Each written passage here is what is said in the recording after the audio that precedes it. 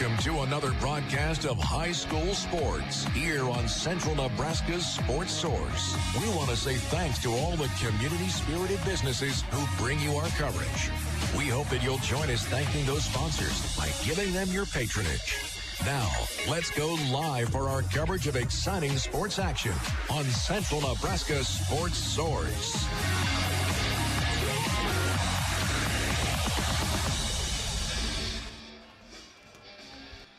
And welcome to the Merna Gym here on KCNI and our video streaming platforms. I'm Gavin Higgins. I'll be joined shortly by my broadcast partner, Jeremy Shipe, as we have quarterfinal action of the Mid-Nebraska Activities Conference Tournament. We are here in Merna for the quarterfinals, and game number 1 starts us off with St. Hills Thedford, the 4th seed, against Arthur County, the 5 seed. This broadcast is brought to you by some great businesses who make it possible for us to be here, and they include Backbone of Healthcare, 4 County Heating and Air, Thrivent Financial, Consolidated, BD of Broken Bow, Western Nebraska Bank in Thedford, Midwest Partitions, The Cattleman's Cut, Ewalt's Grocery, Redwood Inn Sainer Ranch, Nebraska State Bank, Grocery Cart, Rod's Body and Paint, Arrow Seed, Team Physical Therapy, Trotter Service, Shelter Assurance with Brent Custer, Custer Federal State Bank, A to Z Lawn Pro and Landscaping, Squire Septic Service of Merna, Agland ATV, Bruning Bank, and Sargent Irrigation. We're also providing a live video stream of the game as well as the entire MNAC tournament from this point on. And these, as you view the game on your screen, you will see in the bottom right-hand corner, those are the sponsors making the video broadcast possible, and they include BD of Broken Bow, Western Nebraska Bank in Thedford, The Cattleman's Cut, Nebraska State Bank, Grocery Cart, Meade Lumber, Custer Federal State Bank, Squire Septic Service of Merna, Agland ATV, Lions Appliance, Insurance of the Heartland, Palmer Monument, Lashley Land, Geared for Sports, Broken Bow Livestock with Drew Gaffney, Colligan with Del Moninger and Tim Wright, Callaway District Hospital with the Arnold and Callaway Medical Clinics, Gateway Motors in Broken Bow, Foo Bar and Grill in Anselmo, St. Hills Custom Creations, Dairy Queen in Broken Bow, Custer Public Power District, and AgriBest Feeds of Callaway. We'll take a break. When we come back, we'll set things up for you of game number 1, Arthur County, St. Hills Thedford, coming up right here on KCNI. Consolidated Companies is a proud sponsor of our student athletes. Everyone wants to get to the events and cheer on their students, but sometimes you just can't. Keeping up to date on all the local sports is hard to do, but Consolidated Superfast Broadband can change that. Find all the latest information on local school and broadcast channel web pages, along with news and weather. For more information, call Consolidated at 1-800-742-7464. Plus, look for them now on Facebook, facebook.com/Consolidated Companies. Join the team at BD. They're proud to offer you competitive wages, a team environment, and day one benefits. Some include health, life, dental, tuition reimbursement, and more, to name a few. A new sign-on bonus is going on right now, too, of $1,000. You'll receive $250 after 30 days, another $250 after 6 months, and after 1 year, $500 more dollars. Apply online today at bd.com/careers or attend open interviews the first or third Wednesday each month in Broken Bow. Western Nebraska Bank, bank on us. Your locally owned family bank, quick decisions, friendly and trusted. Our roots run deep in agriculture. We're your bank, modern and flexible. Learn more at westernnebraskabank.com. Western Nebraska Bank, bank on us. Member FDIC, equal housing lender. Midwest Partitions Incorporated in Thedford would like to take this opportunity to salute all of the student athletes in the area for working hard to prepare for every contest of the season. Through all the hard work and determination you show, you are setting a foundation for a successful future after high school. Good work from Midwest Partitions, delivering expertise, efficiency, and execution. Midwest Partitions Incorporated in Thedford. This is Katie Jaggles, and my husband Jason and I would like to invite you to the Cattleman's Cup Bull Sale here at our new place in Brewster on February 24th, starting at 1 p.m. This year, we are offering a group of solid and sound bulls from sire groups like Hoover No Doubt, Sits Resilient, and SS Niagara. It's our 8th annual sale with a new date and a new place. Our commitment to genetics and traits that have calves performing from pasture to rail hasn't changed. Join us for lunch before the sale, starting at noon, with the auction starting at 1 on February 24th. For more information, visit thecattleman'scut.com. Ewald's Grocery is your local community connection for high-quality foods, friendly service, and great prices. Everyone at Ewald's Grocery takes pride in their community, and they appreciate your business. With over 80 years of business, they're honored and privileged to serve the local community. They're big supporters of the Sandhills Thetford Knights and love every opportunity they get to cheer on their hard work and dedication. Ewald's Grocery in Thetford, sponsors of this sports broadcast.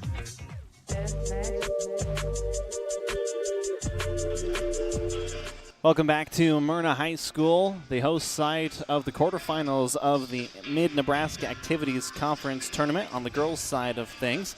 If you're tuning in looking for what is going on in Arnold, that would be Mullen and Twin Loop. That is being featured on our sister station, KBBN. And you can tune in for that one right now, again, over on KBBN 95.3 FM. South Loop and Hyannis will follow that game. And again, here at Merna, Anselmo Merna is the overall #1 seed in the MNAC. They will take on Sandhills Valley later on tonight. And, of course, the game we have in front of us that will be starting here momentarily, Sandhills Thetford and Arthur County. And now bring in my broadcast partner, Jeremy Shipe. Last night, Jeremy, we were in Mullen. We were covering the boys' side, and now we shift just a little bit up from Broken Bow, where the semifinals will be held later on this week. And you can tell by just the way the players are on the floor right now, they're excited to get things going. Oh, yeah, there's nothing like conference basketball time. It's an exciting time. You know, your conference basketball games, obviously you're playing for a conference title, but also those games that you're playing count towards your final record at the end of the year. They count towards your sub-district ranking. They count towards your points. So it's all important, and it all compounds.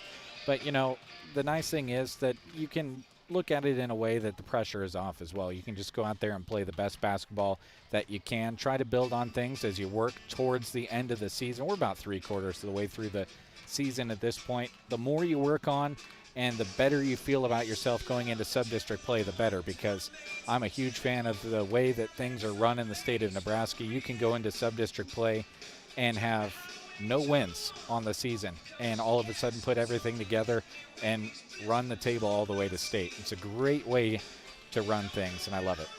And let's talk about the two teams in front of us. First, we'll look at Arthur County. They'll be the visiting team on the scoreboard.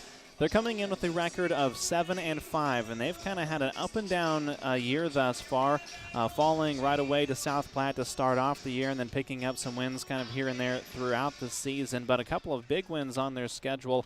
At Wallace, a big win for them in Class D2, and of course being able to get to this point, being able to pick up a couple of wins against Sandhills Valley and Hyannis, a team that we don't get to see as part of the MNAC, obviously just outside of our range, but every time we get to see them, they're a lot of fun and they play hard. Yeah, they do, and they've got a couple of players that lead them offensively in points per game, Emma Ohm and Jaden Johns. So when you've got spread out scoring at any level of basketball, you're just obviously going to make things easier on yourself and your teammates, and those two are definitely providing a good scoring edge. And then right behind them, they've got 3 or 4 players that only average 1 or 2 less points per game. So really even scoring for Arthur County, and I think that's big.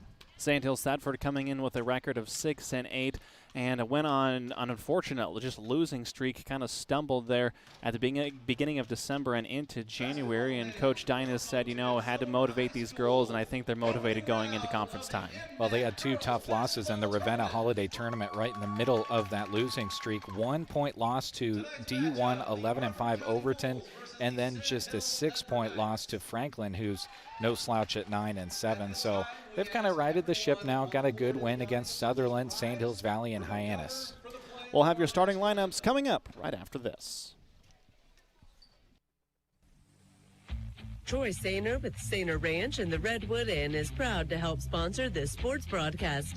Located right in the heart of the Sandhills, the Redwood Inn is a charming motel in Halsey, perfectly situated for your family vacation, weekend getaway, or just a short stay on your way through the Sandhills. With new ownership, they are excited to provide continued improvements. Check out their Facebook page. Proud to support the hard work of the Sandhills Thetford Knights, Sainer Ranch, and the Redwood Inn. It's midnight. Banking time. Really? Well, yeah. I just got back from watching my son play the sport he loves 2.5 hours away. My family's asleep, and I have a little bit of quiet. Need to look at and sign our loan renewal? Done. Need to deposit a check? On it. Need to transfer some money to my daughter in college? Taken care of. Nebraska State Bank has the ability to make sure I can do my banking when it fits my schedule. So yeah, midnight is banking time. My banking time. Nebraska State Bank, Broken Bow, Callaway, Merna. Member FDIC. When we unlock the doors and turn on the lights at the grocery cart, we're excited to serve you with a smile and helpfulness that can't be matched. Our staff is happy to help bring you this sports broadcast. It's our mission to offer you great prices in a store that is clean, organized, and convenient.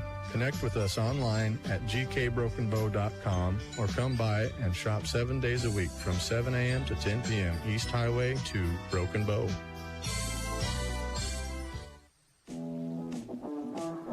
When your car gets dented, dinged, smashed, or smacked, the last thing you should have to worry about is it being in the right hands to get it fixed. When you choose Rod's Body and Paint in Broken Bow, your vehicle will leave their shop looking great. Don't forget, Rod can also help you with those windshield chips. Take care of them before they get worse and cost you more money. If your windshield already needs replaced, they can do that too. Rod's Body and Paint on the curb, west of Broken Bow.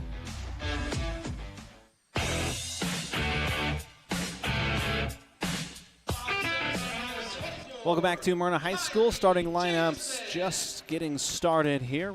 Doing it in what I would call reverse order with the visiting team going second. Usually the home team obviously does, but with neither team really being at home, I'm sure it doesn't really matter to them all that much. Let's take a look at your starting lineups. We'll go ahead and start with Arthur County, however.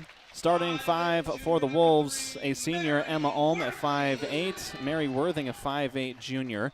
J.C. Spangler, a 5'7" junior, Whitley Rutt, a 5'9" junior, and Catherine Vasa, a 5'7" senior. Gaston Fink is the head coach for the Arthur Wolves. For St. Hills Thetford, they're starting five. Taylor Weber, a 5'8" junior, Bria Brannick, a 5'7" senior. Tenley Rasmussen, a 5'9" junior, Dale Hakey, a 5'10" sophomore, and Kylie Jameson, a 5'7" senior. Josh Dynas, the head coach for the St. Hills Thetford Knights. Conference time underway. Got started yesterday on the boys' side. We know what four teams will be taking place, and we'll have the games on the airwaves for you on Thursday. Now we find out which four teams advance on the girls' side. St. Hills Thetford will win the tip, and we are underway. For those listening on the radio, St. Hills Thetford going from right to left, Arthur County from left to right. Arthur County in their road blue uniforms with the red trim, white numerals. St. Hills Thetford white uniforms with the green numerals. Cross-court pass goes the near side. Rasmussen now far side. Brannick pulls the trigger from deep. In, out, no good. Rebound, though, to Hakey. Hakey puts up the shot, no good. And we'll have a jump ball. Possession arrow favors Arthur County. Good ball movement that first time out for St. Hills Thetford, and they got a good quality look. That's just short of everything you can ask on a possession, obviously not getting the score. But getting a good look your first time down, getting some good crisp passes in there, that's big. Arthur County up the floor in a hurry, putting up the shot and unable to get it to drop is Worthing. And the rebound goes to Hakey, as now they'll push it up the floor with Jameson. Across the timeline, throws it down the middle, looking for Hakey, but it'll be outside of her reach and out of bounds. Turnover back to Arthur County. Right idea, just didn't quite have the angle. Was maybe a little bit too high up on the key to get that post pass in. Looking to inbound the ball, controlling the bounce is Olm. Now toss ahead, and just across half court is Worthing. She'll push it up the floor with her right hand, goes in the middle, now kick out to Olm. Olm cross court, nice toss inside to Rutt. Rutt tries to put up the shot, deflected, no good. Rebound brought down by Olm. Olm can't get it to go, and the rebound goes to St. Hills Thetford. Well, Dale Hickey has all 3 Sandhill Centford rebounds. Brannick up top looking to drive, puts up the shot. She's fouled and will head to the line for one. The first bucket comes at the 6:44 mark here in the first quarter. Bria Brannick will be at the free throw line for the old-fashioned three-point play. They're going to get J.C. Spangler on this one for Arthur County.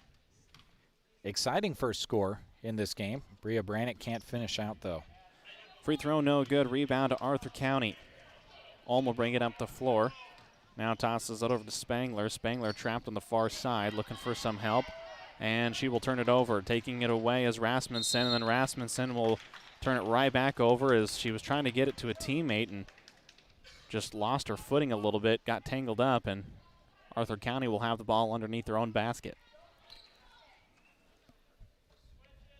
6:29 to go here in the first quarter, just underway.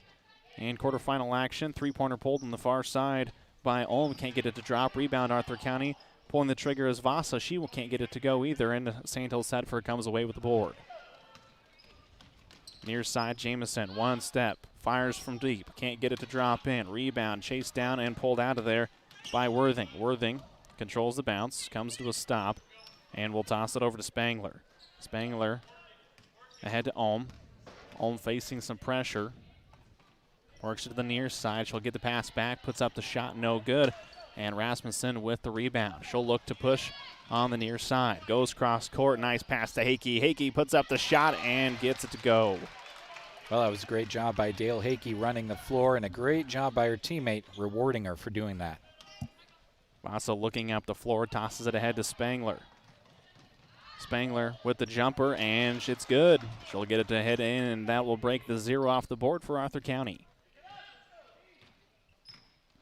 Jameson up the floor for Sandhill Sedford. Knights looking to answer, leading by 2, 4-2 just underway. Rasmussen near side. Couple of dribbles, kick out. Brannick now finds a lane, puts up the floater, no good. And Hakey with the rebound, she'll be fouled. Can't get the shot to go in, but she'll head to the line for 2 free ones. 9 total rebounds have been pulled down by both of these teams so far in this game. 5 of them by Dale Hakey. She's a hound on the backboard so far. First free throw is no good. Coming into the game for Arthur County is Laney Ohm. And that's because Spangler picked up her second foul. She's got all the fouls on the board. Dale at the line.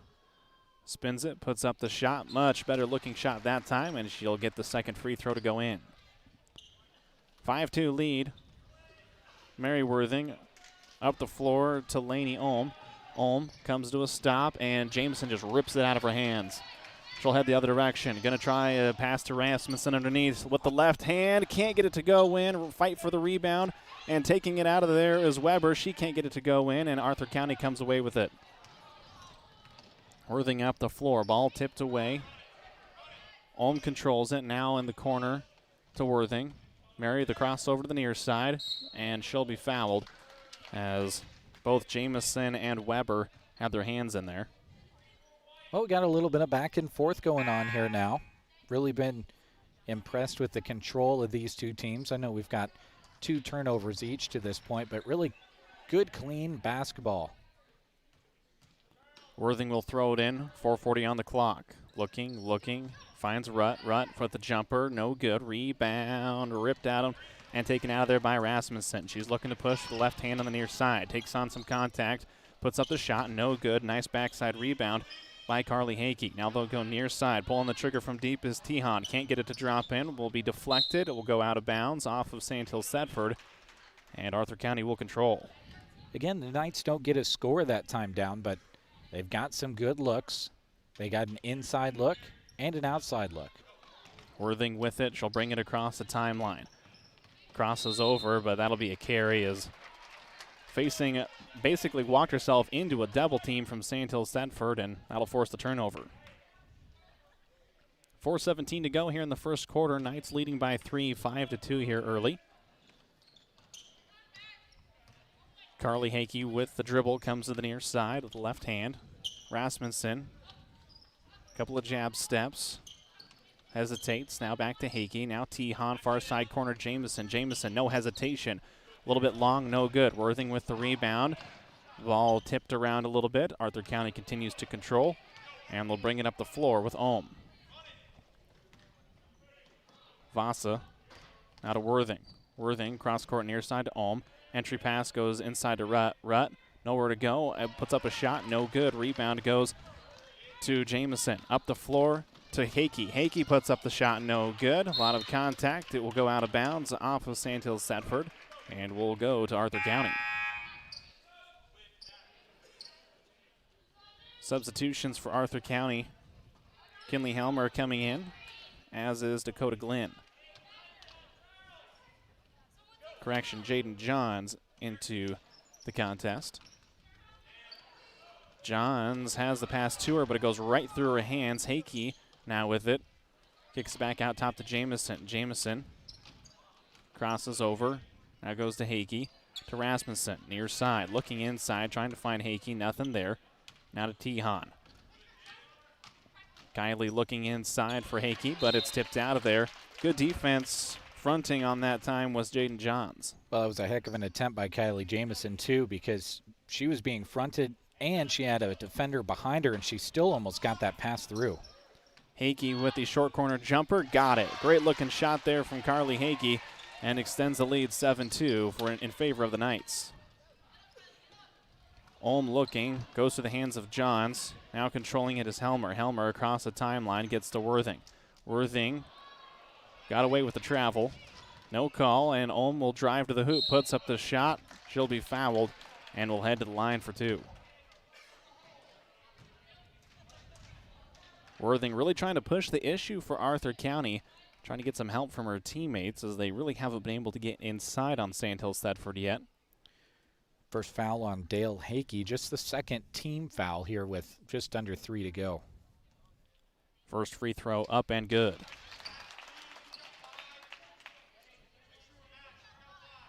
Second one upcoming for Ulm. The 5'8" senior spins the ball, gets set, and puts up the second one. It rolls around, no good. And the rebound, no surprise, Dale Hakey. Ball being thrown ahead. T-Han with it.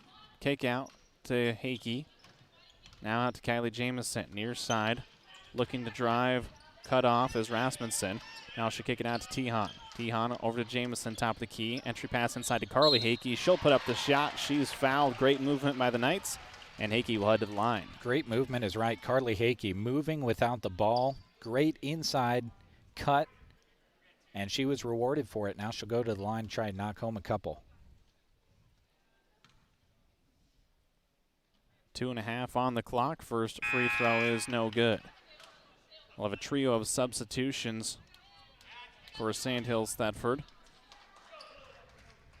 Numbers 1, 2, and 3. Makes it very easy to find on the board. Bria Brannick and Charlesy T-Han will come in. Anna Clark awaits. Free throw is up and good for Carly Hakey. She'll take a seat. 8-3 lead Sandhills Thetford, 2:31 remaining here in the first quarter. Arthur County looking to inbound it, get it to Worthing. Worthing has the ball tipped, still loose on the floor, somehow gets it back. Now trying to push it up the floor again with Ulm, who will control the bounce and throw it ahead. Helmer looking inside. It'll go right through the hands of Laney Ulm and out of bounds. Well, Arthur County really fortunate at this point to be hanging in. 5 turnovers, only down 5 points. Just over 2 minutes to go as the ball is tipped away from Kylie Jamison and out of bounds. Worthing hands on the hips. She's been a workhorse here early for the Wolves. Ball comes near side to Weber. Taylor works her way to the middle of the floor, now near side. Rasmussen cut off on the baseline. Picks up her dribble, able to keep it, and then a foul is Emma Ulm kind of bailed her out. Rasmussen was in a tough spot with nowhere to go.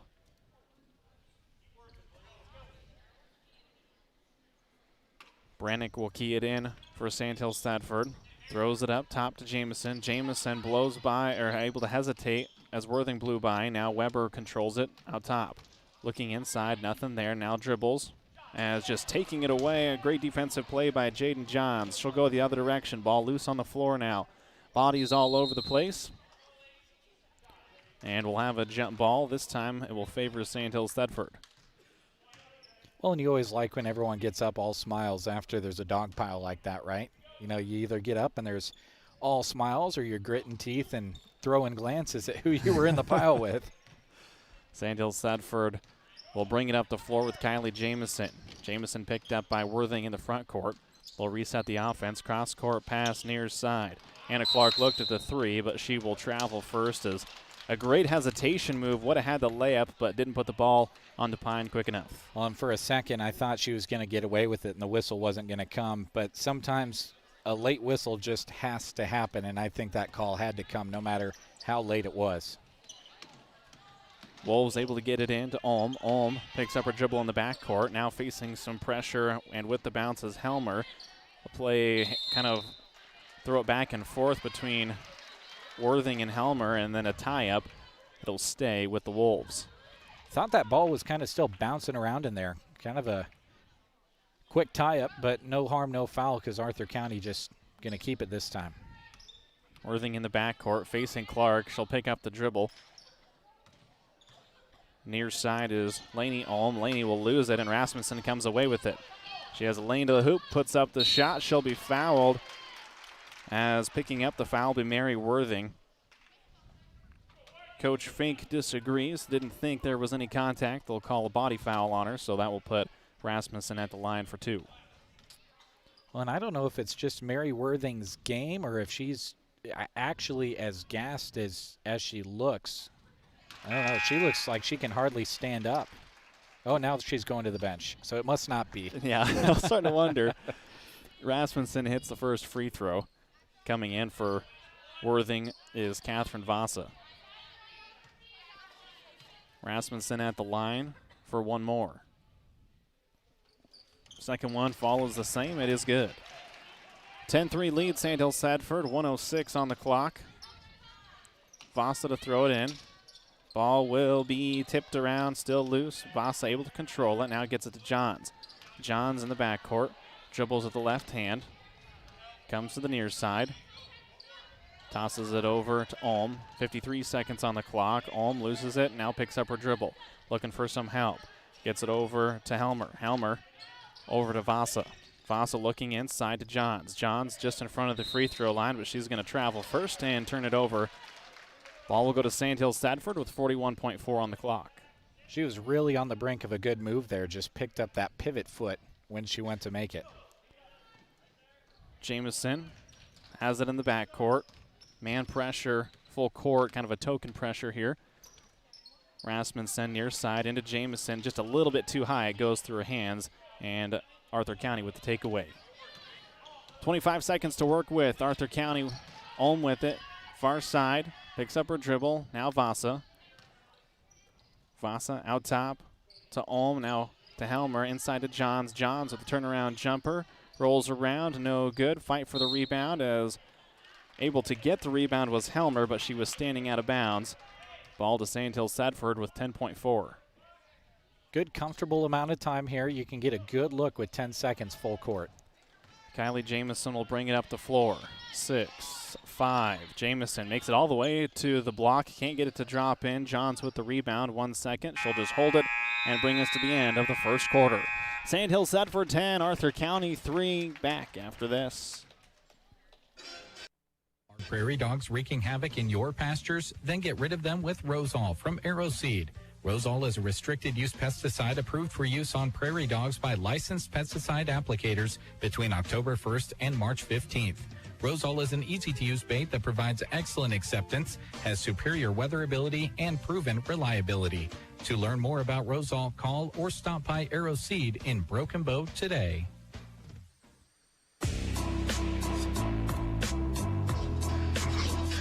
Call County Heating and Air owners Brian Hogg and Austin Cox serve the area with a combined 20 years of experience in the HVAC industry. They provide free estimates and 24-hour service. They'll be there for you when the cold weather hits, which it has arrived, especially here today with a little bit of snow, and they will help you prepare for the warm weather coming this spring. Call 4 County Heating and Air in Broken Bow, 872-2258.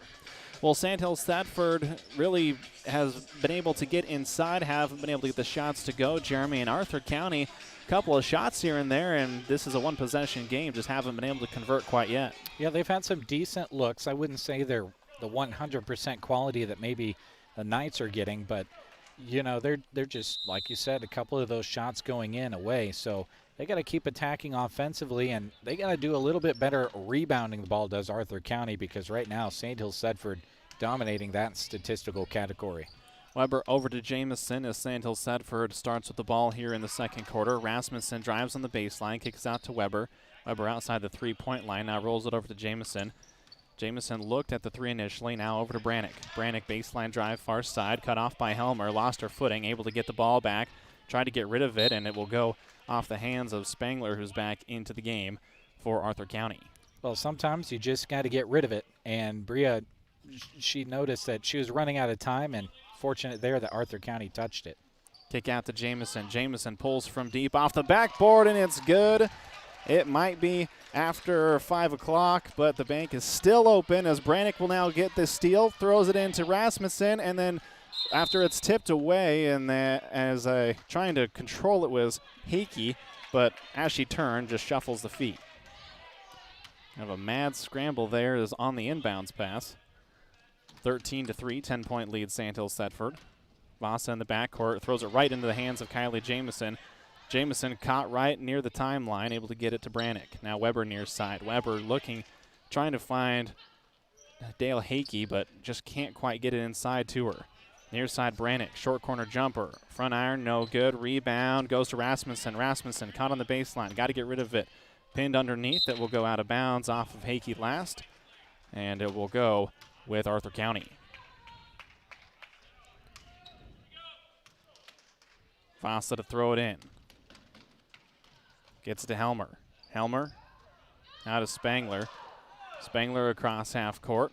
Able to blow by Jamison right to the baseline. Tries to go on a pass. It hits the rim and then goes right to Johns. Johns lays it up and in.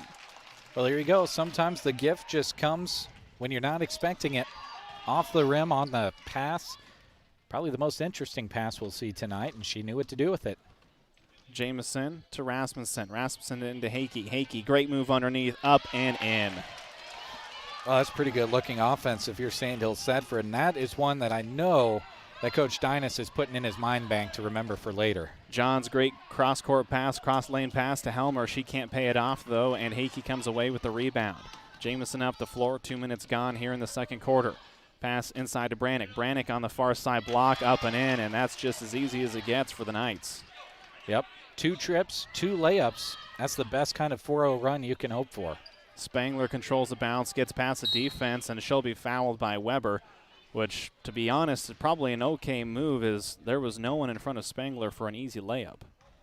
Yeah, she had a head full of steam, too. Wasn't going to take her long to get down there to shoot a layup. She'll throw it in, gets it to Johns just across half court. She'll set up the offense. Ball will be deflected. They will not say it was deflected, and it will go out of bounds. With no deflection, that ball was well wide of really anyone. Jamison will bring up the floor for the Knights. Kylie surveys as the offense resets. Brannick outside the three-point line, far side. Now Rasmussen pulls the trigger from the three-point line.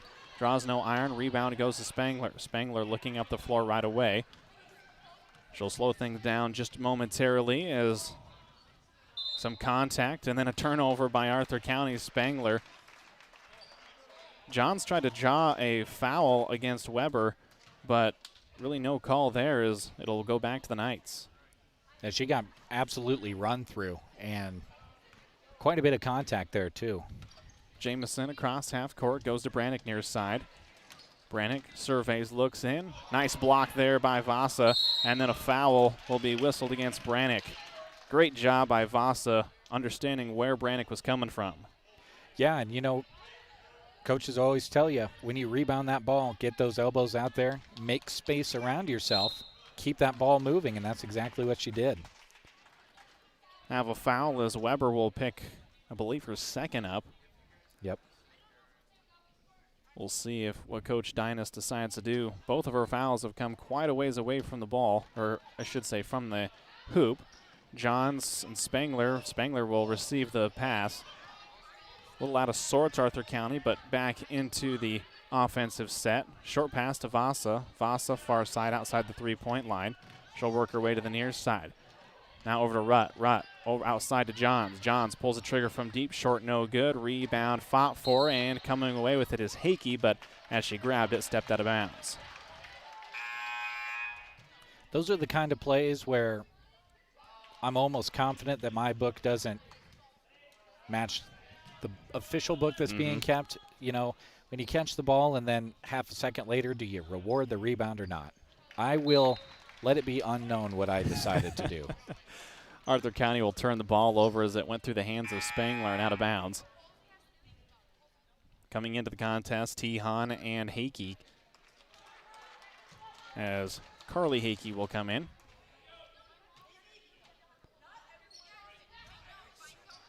Tehan looking to throw it in, and then we'll have a foul against Jamison as Tehan threw it right in the hands of Ulm, and Jamison kind of met Ulm at the same time and fouled her, and that will put them at their 6th team foul, which puts them one short of the bonus. Rutt tried to take the inbounds pass, and then a jump ball will be whistled as Rutt and Jamison tie up, as all of a sudden this game has come to a screeching halt. That it has. Kind of had all kinds of inbounds on the baseline and the sideline on the far side. Vasa pulls the trigger, foot on the line. It's no good. Going the other direction of the Knights. Jamison surveys. Nothing there. Let the offense cycle in. Hakey with it. And drawing the foul will be Hakey. Ulm will pick up another. We'll have bonus the rest of the way for both teams. Tehan looking to throw it in. Trying to find someone. Goes the safety valve with Hakey out top. Now Jamison takes the pass, pulls a trigger, long, no good. Tehan with the board, goes to the hands of a couple different people, and Arthur County controls. Spangler up the floor to Vasa, but out of her reach and out of bounds. 4:07 to go here in the first half. Sorry, Jeremy. Well, and what I was going to say is sometimes you need a spark, and sometimes that can come in the form of a fast break. I like the idea of going up the court quickly, trying to catch Sandhill Sedford off of their game, but didn't quite work. Johns is going to pick up the foul as Carly Hakey went coast to coast. No one picked her up, and she'll head to the free throw line for 2. That's the first on Johns. 2 players with 2 fouls each, Emma Ohm as well as J.C. Spangler for Arthur County. Kylie Jamison and Taylor Weber each with 2 for Sandhill Sedford, and that's kind of the foul situation.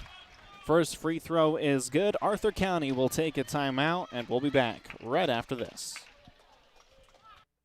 For the full package, look no further. Team Physical Therapy is pleased to be able to offer you not only physical therapy, but now occupational therapy and speech therapy.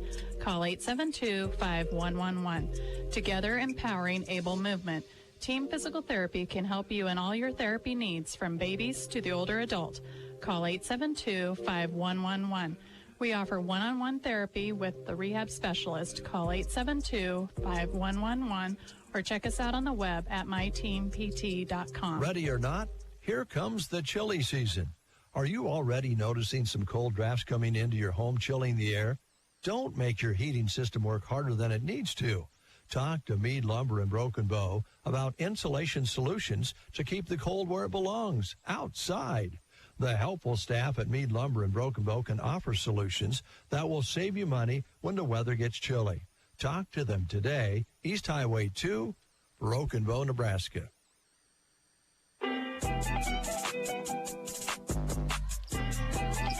Welcome back to Merna High School, quarterfinals of the Mid-Nebraska Activities Conference Tournament. Sandhills Thaddeus and Arthur County facing off.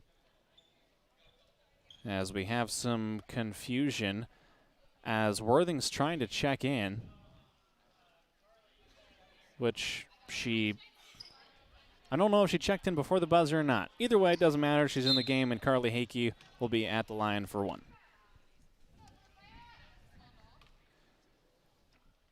Second free throw up, and it's good. She goes 2 for 2 from the line in that trip. Halfway through this second quarter. 19-5 lead for Sandhills Sedford. They've just slowly and steadily built this lead. Worthing near side, cut off, feeling some pressure, trying to find Rutt, does, now gets the ball back, picks out the dribble, goes cross court to Vasa. Vasa, short corner jumper, good shot. Oh, nice shot. Banks it in. 19-7, Knights with the lead. They'll have the ball. Hakey goes over to Jamison, far side.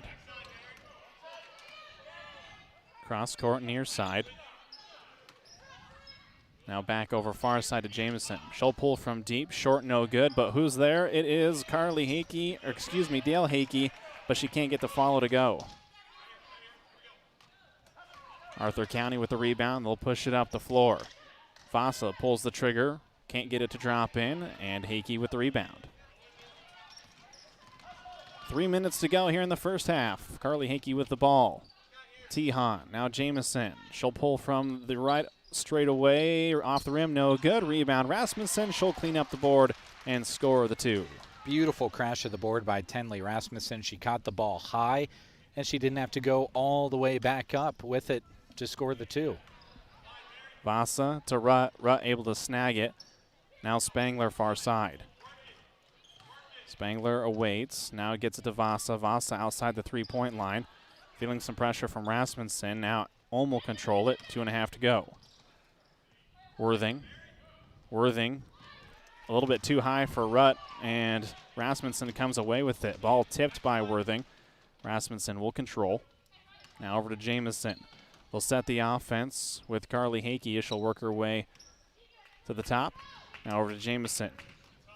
Jamison looking to Rasmussen. Rasmussen outside the three-point line. Back iron, no good. Ball will be punched, but that will be a foul against Kylie Jamison, and that will put Spangler at the line for a 1-and-1. And that's Jamison's third foul, and that's a tough way to pick it up. We talked about it a little bit last night when we were in Mullen. Had a couple of these situations. You got to know when you're outboxed, and she was boxed out. Good position there, and just sometimes you can't lay off of those ones. You're trying really hard to get a hand on it, but Spangler had her boxed out. She'll be at the line for the 1-and-1. 21-7. Sandhills Sedford with the lead. First is good. Great shot there by Spangler. And puts an 8 on the board for the Wolves. The nice thing that Coach Dinas has going for him is, Jamison does a lot of the ball handling for the Lady Knights, but they've got plenty of ball handlers that can go out there and fill in her presence. Second one is good by Spangler. Knights have it in the front court. Weber far side. Clark now to Brannick. To Hakey. Now Weber after the touch by Clark. Back over to Clark. She looks the top of the key over to Brannick. Motion offense here from Sandhills Sedford. T tried to throw it over to Rasmussen. Did Weber, but too wide and out of bounds.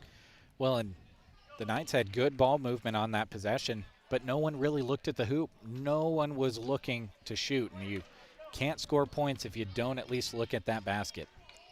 Arthur County has it, trailing 21-9. Ball tipped out of there. Weber has it. Looking up the floor, facing some pressure, puts out the shot, and it's good. Worthing now has it. They'll break the press easily as there was no one there. Worthing throws up the shot, no good. Wild shot as Clark gets a rebound, and then they'll turn it over. I think Worthing's going to pick up the foul, and if that is the case, it is. And that was one of those where she might have had a chance at the ball, but just got too much body. That'll be her second foul. going to be really interesting to see how this game plays out in the second half, because at the rate that the fouls are being called and committed, we're going to be losing some players in the second half. Free throws no good, and then Dale Hakey got the rebound, went to throw it to Weber, but Weber wasn't looking at her. She'll turn it over, and Arthur County will get the ball with a minute to go. Sandhill Sedford will back the press off. They'll just go into a man defense in the half court. Worthing, near side, driving on Brannick, puts up the shot, left it short, no good. Hakey with the rebound, throws ahead to Brannick. Brannick's got numbers, over the top to Clark. Clark puts it up, she's fouled. Got her legs taken out from underneath of her as she'll head to the line for two. Running the floor was Anna Clark, and able to find her and put her at the line for two free throws with 47 seconds remaining here in the first. First half, I should say, as Clark hits the first.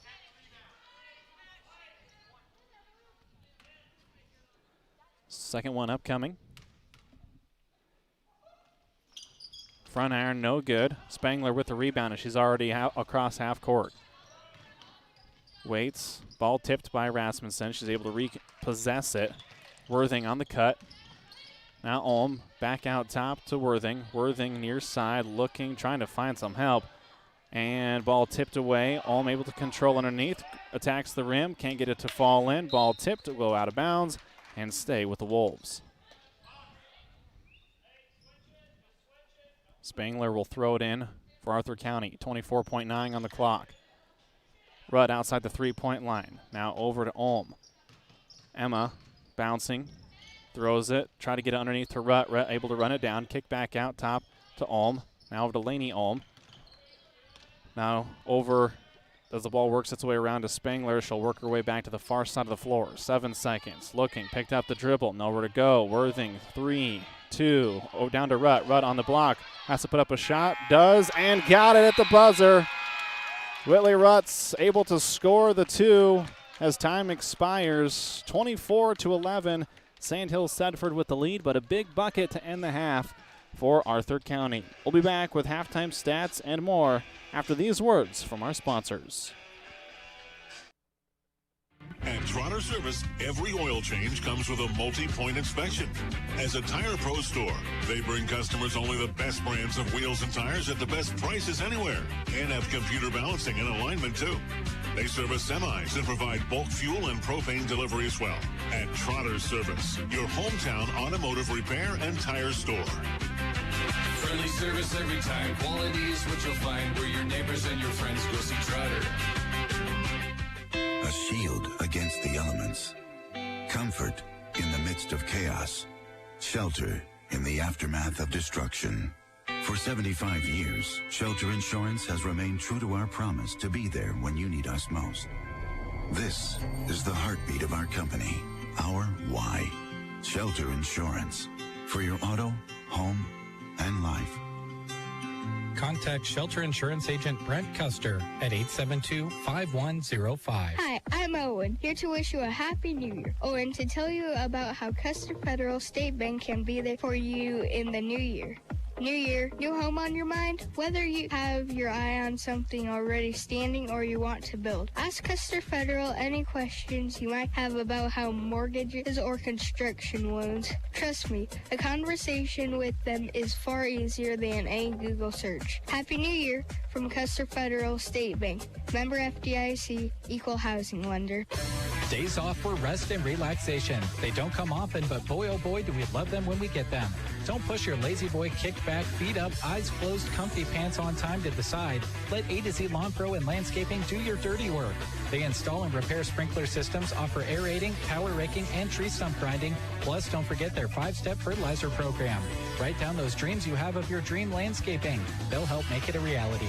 A to Z Lawn Pro and Landscaping, doing the dirty work on your lawn space so you don't have to. Septic emergencies are right up there on the list of worst emergencies to have. Absolutely. The next time you're facing one, give Squire Septic Service a call. 870-0717. He's ready to take your call 24 hours a day. Absolutely. His sewer camera can find problems fast to save you money. Plus, he can clear drains with Roto-Rooter or Jetter. Oh, and Gary has Porta units, too. Squire Septic Service of Merna. 870-0717. Don't wait to call until it's too late. Absolutely not. Agland Day TV would like to acknowledge all the local athletes and coaches from our area. We are proud of the athletes for the sportsmanship, hard work, and dedication that they put into each season. Agland Day TV knows all about working hard and playing hard, just like a Polaris. Best of luck to all the local teams from Agland Day TV, West Highway 2, Broken Bow. ATVs can be hazardous to operate. Polaris adult models are for riders age 16 and older. Always wear a helmet and be sure to take a training course. Polaris machines are not intended for on-road use.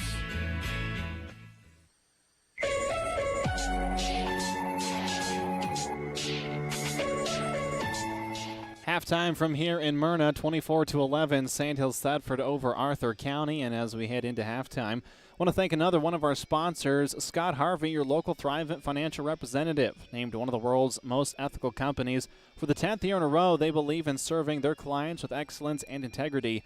Thrivent helps clients achieve financial clarity so they can live lives with meaning and gratitude. Call 308-872-2511 to learn how Scott can help you reach your goals.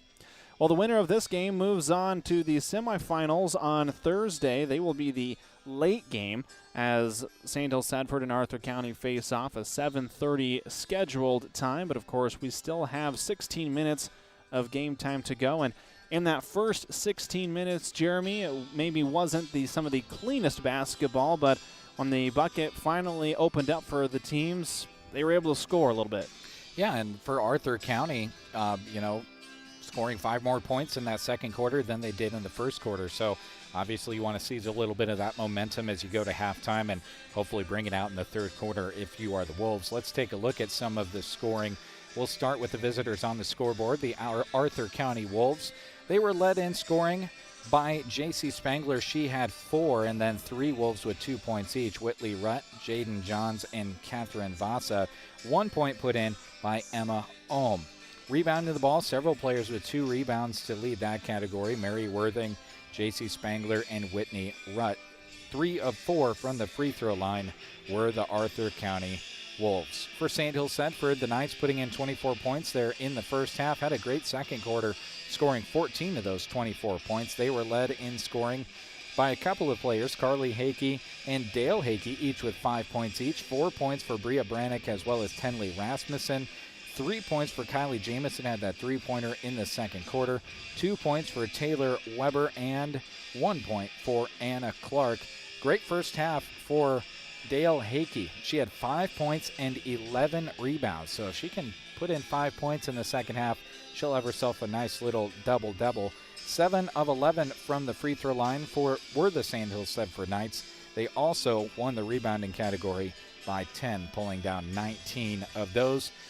Turnovers, all things considered, pretty much even. Arthur County with 14, Sandhills Thetford with 9. And when it comes to turnovers, 5's not that big of a difference. And the difference here has been Sandhills Thetford has gotten more quality looks. They've had some spot-up jumpers that they've been able to splash in, and that's the difference. 24-11 at the half of our first contest tonight. We can tell you that currently over on our sister station, KBBN, in the Arnold side of the MNAC bracket, Mullen and Twin Loop facing off. Mullen, the 3 seed, Twin Loop, the 6 seed.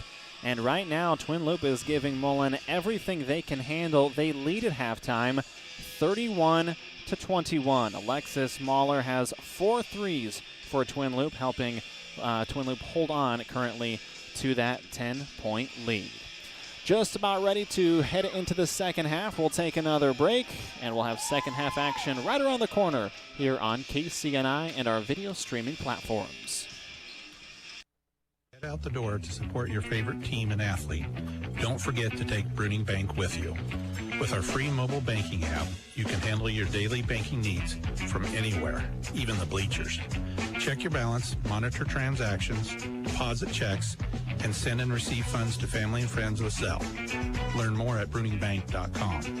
Bruning Bank is a proud sponsor of area athletics and wishes all students a safe and successful season.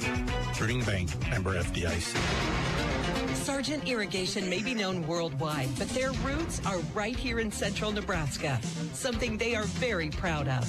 They hire right here in the heartland and know their success is due to those quality employees. As a way of showing support for the community, Sargent Irrigation sponsors high school sports broadcasts, so those unable to attend can follow the action. Enjoy the broadcast, sponsored in part by Sargent Irrigation in Broken Bow. Consolidated Companies is a proud sponsor of our student athletes. Everyone wants to get to the events and cheer on their students, but sometimes you just can't. Keeping up to date on all the local sports is hard to do, but Consolidated Superfast Broadband can change that. Find all the latest information on local school and broadcast channel web pages, along with news and weather. For more information, call Consolidated at 1-800-742-7464. Plus, look for them now on Facebook, facebook.com/Consolidated Companies. Join the team at BD. They're proud to offer you competitive wages, a team environment, and day one benefits. Some include health, life, dental, tuition reimbursement, and more, to name a few. A new sign-on bonus is going on right now, too, of $1,000. You'll receive $250 after 30 days, another $250 after 6 months, and after 1 year, $500 more. Apply online today at bd.com/careers or attend open interviews the first or third Wednesday each month in Broken Bow. Western Nebraska Bank, bank on us. Your locally owned family bank. Quick decisions, friendly and trusted. Our roots run deep in agriculture. We're your bank, modern and flexible. Learn more at westernnebraskabank.com. Western Nebraska Bank, bank on us. Member FDIC, equal housing lender. Midwest Partitions Incorporated in Thetford would like to take this opportunity to salute all of the student athletes in the area for working hard to prepare for every contest of the season. Through all the hard work and determination you show, you are setting a foundation for a successful future after high school. Good work from Midwest Partitions, delivering expertise, efficiency, and execution. Midwest Partitions Incorporated in Thetford.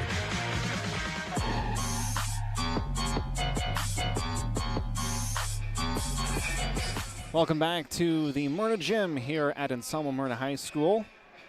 Well, we've had one upset thus far in the tournament, and that was on the boys' side. Sandhills Thetford was able to get past Sandhills Valley in a barn burner yesterday, 56-53.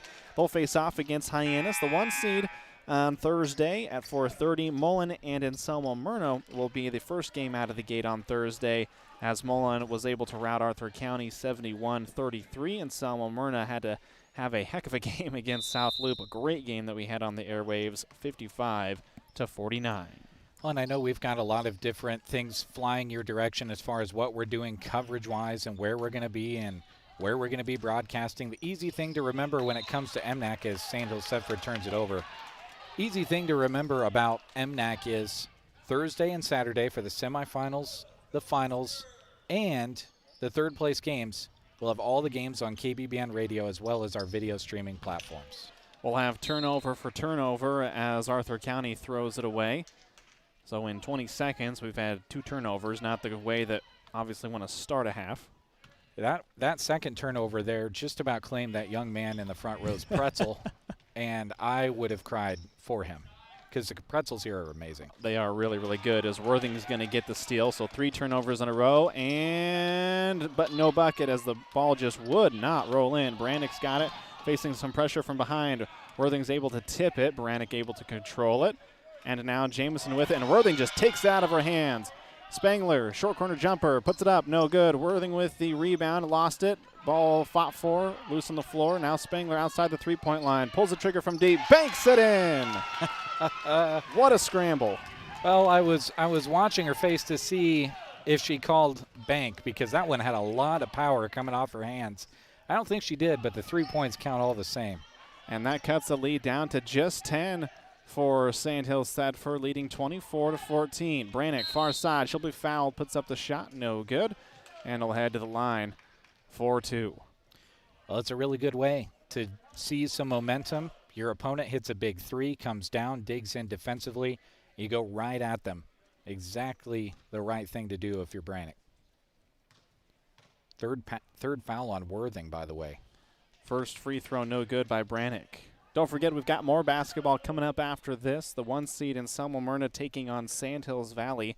Sandhills Valley able to get past Cody Kilgore 48-30. Second one from Brannick, rattles in and is good. Vasa looking, throws it into Worthing. Worthing in the backcourt, now to Vasa. Vasa pushing it up the floor, throws it ahead to Ulm. Ulm surveys, picks up her dribble, tried to go to Rutt, but nicely taken away as a nice step in there from Dale Hakey. Now Jamison controls the bounce, sets the offense. Brannick near side, top of the key, Weber. Jamison looks at a three, pulls a trigger, front iron, no good. Vasa with the board. Vasa had the ball tapped a little bit as she went to cross over. Now Ulm will have it in the backcourt and bring it across the timeline. She'll work her way to the near side, takes a couple of screens, now off to Rutt. Rutt to the top to Vasa, far side to Spangler. Spangler cross court to Ulm, near side, a couple of dribbles, kick out. Rutt looks across court to Worthing. Worthing will pull from deep. Front back iron, no good, and Spangler with the rebound. She'll be fouled on the floor as Weber will pick up another. That's the third on Taylor. Second player for Sandhills Thedford with three. Kylie Jamison has three of them as well. Pass goes inside to Ulm. Ulm out to Worthing just in front of the free throw line. Puts up the jumper, can't get it to go, and Hakey, no surprise, has another board. Kylie into the front court for Sandhills Thedford. They lead 25-14. 5:49 on the clock here in the third quarter. Brannick, far side Rasmussen. Rasmussen tries to throw it inside but left it short. Rutt steps in there and takes it away.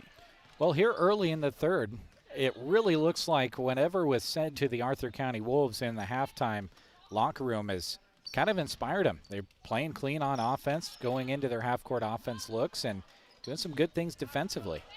Unable to get the shot to go in was Ulm, and Sandhills Thedford will push up the floor. No numbers. Jamison will back it out. Nice backdoor cut to Brannick, but Brannick just mishandled it, and it goes out of bounds. And that's where Coach Dynas might be saying the word jump stop. Take that ball in instead of trying to catch it and dribble it at the same time. I know you want to attack, but if you jump stop, you can get yourself a nice little 7-foot jumper. We'll have some substitutions. 25-14 Sandhills Thedford. In the backcourt, ball tipped.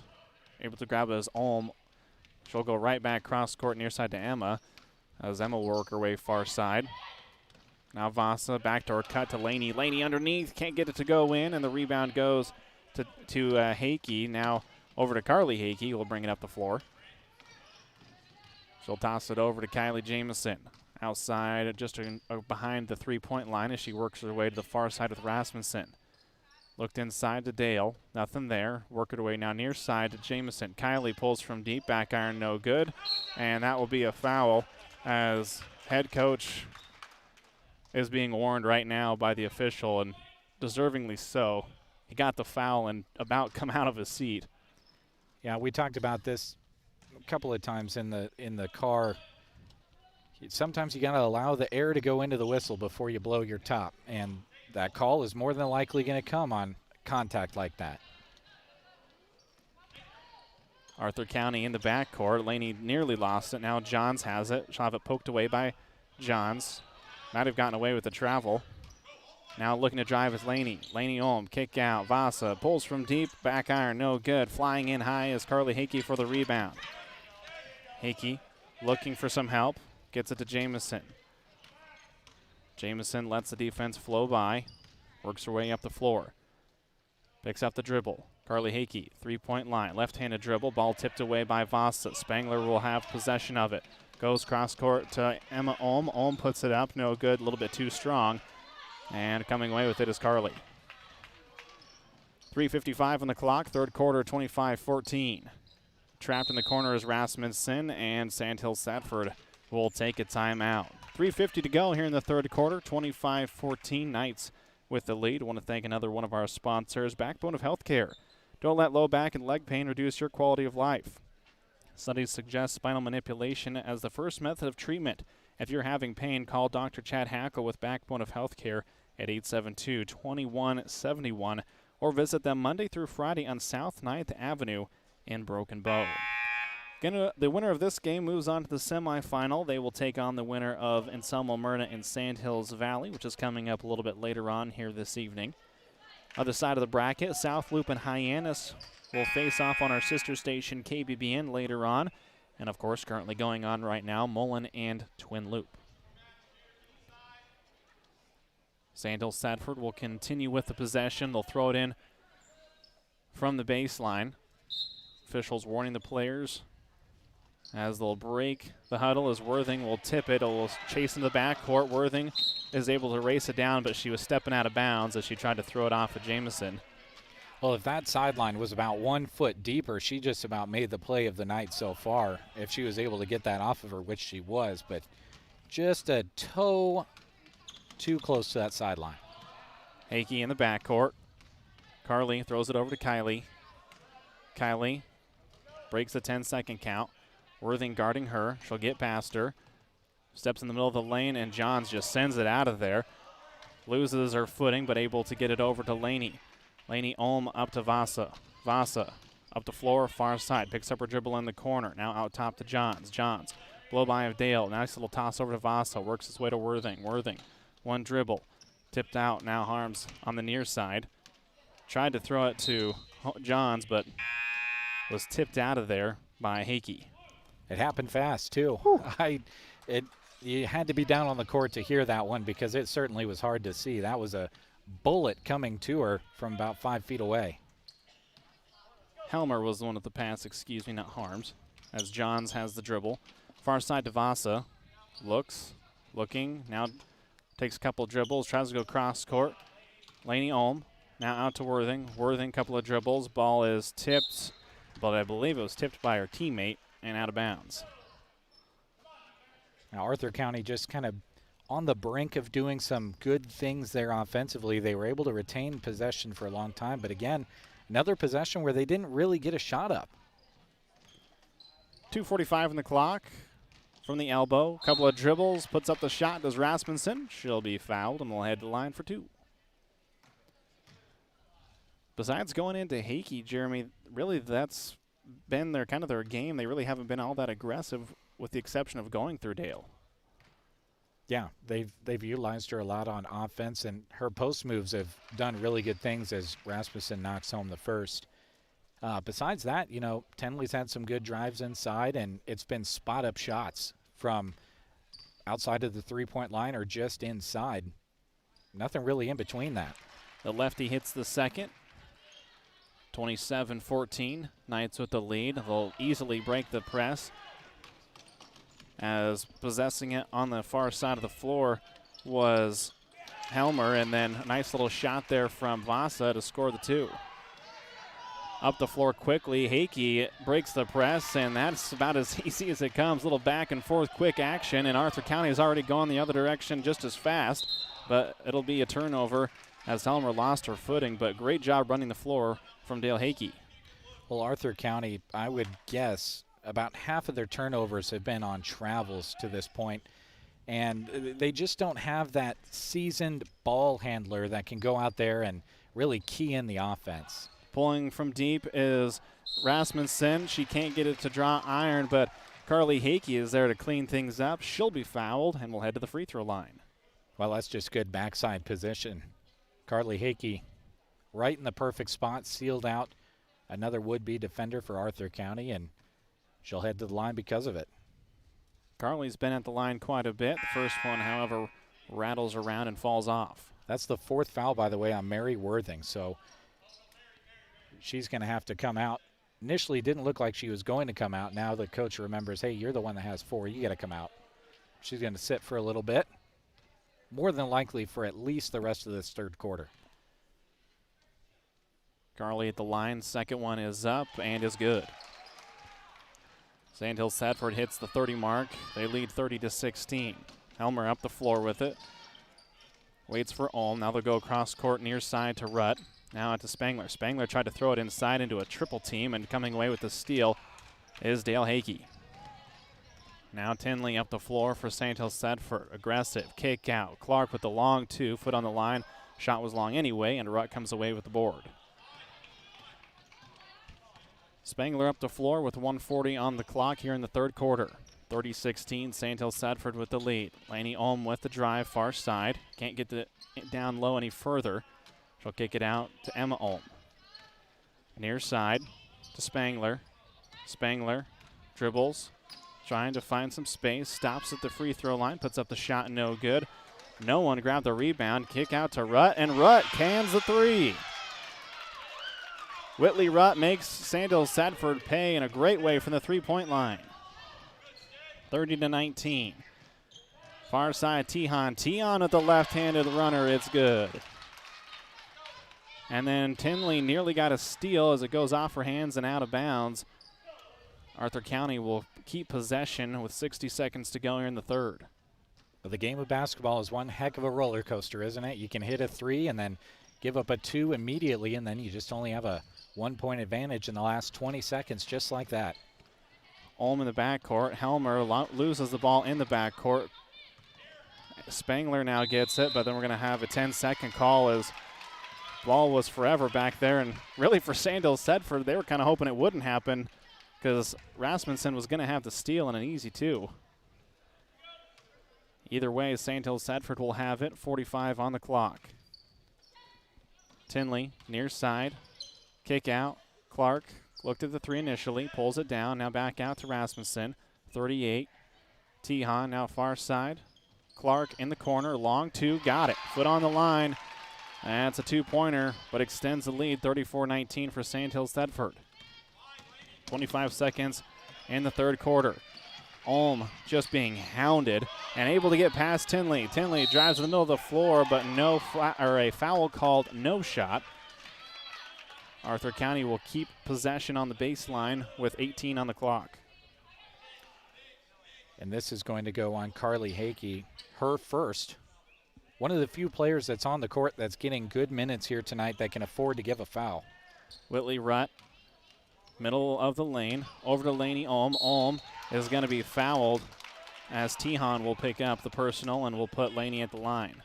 It was awfully close. I thought Charles, he was really close to just clapping that one in there like a, I don't know, what's my comparison? Like a seashell. We'll say the foul occurred actually before she went into the shooting motion. So 10 seconds to work with for Arthur County. Spangler has to repossess it. 6 seconds, 5, 4. Spangler steps back, contested 3, draws no iron.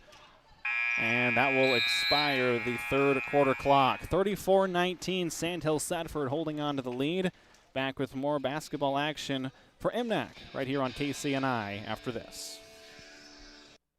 Jaggles and my husband Jason and I would like to invite you to the Cattleman's Cup Bowl Sale here at our new place in Brewster on February 24th starting at 1 p.m. This year we are offering a group of solid and sound bulls from sire groups like Hoover No Doubt, Sits Resilient, and SS Niagara. It's our 8th annual sale with a new date and a new place. Our commitment to genetics and traits that have calves performing from pasture to rail hasn't changed. Join us for lunch before the sale starting at noon with the auction starting at 1 on February 24th. For more information, visit thecattleman'scut.com. Ewald's Grocery is your local community connection for high-quality foods, friendly service, and great prices. Everyone at Ewald's Grocery takes pride in their community, and they appreciate your business. With over 80 years of business, they're honored and privileged to serve the local community. They're big supporters of the Sandhill Thetford Knights and love every opportunity they get to cheer on their hard work and dedication. Ewald's Grocery in Thetford, sponsors of this sports broadcast.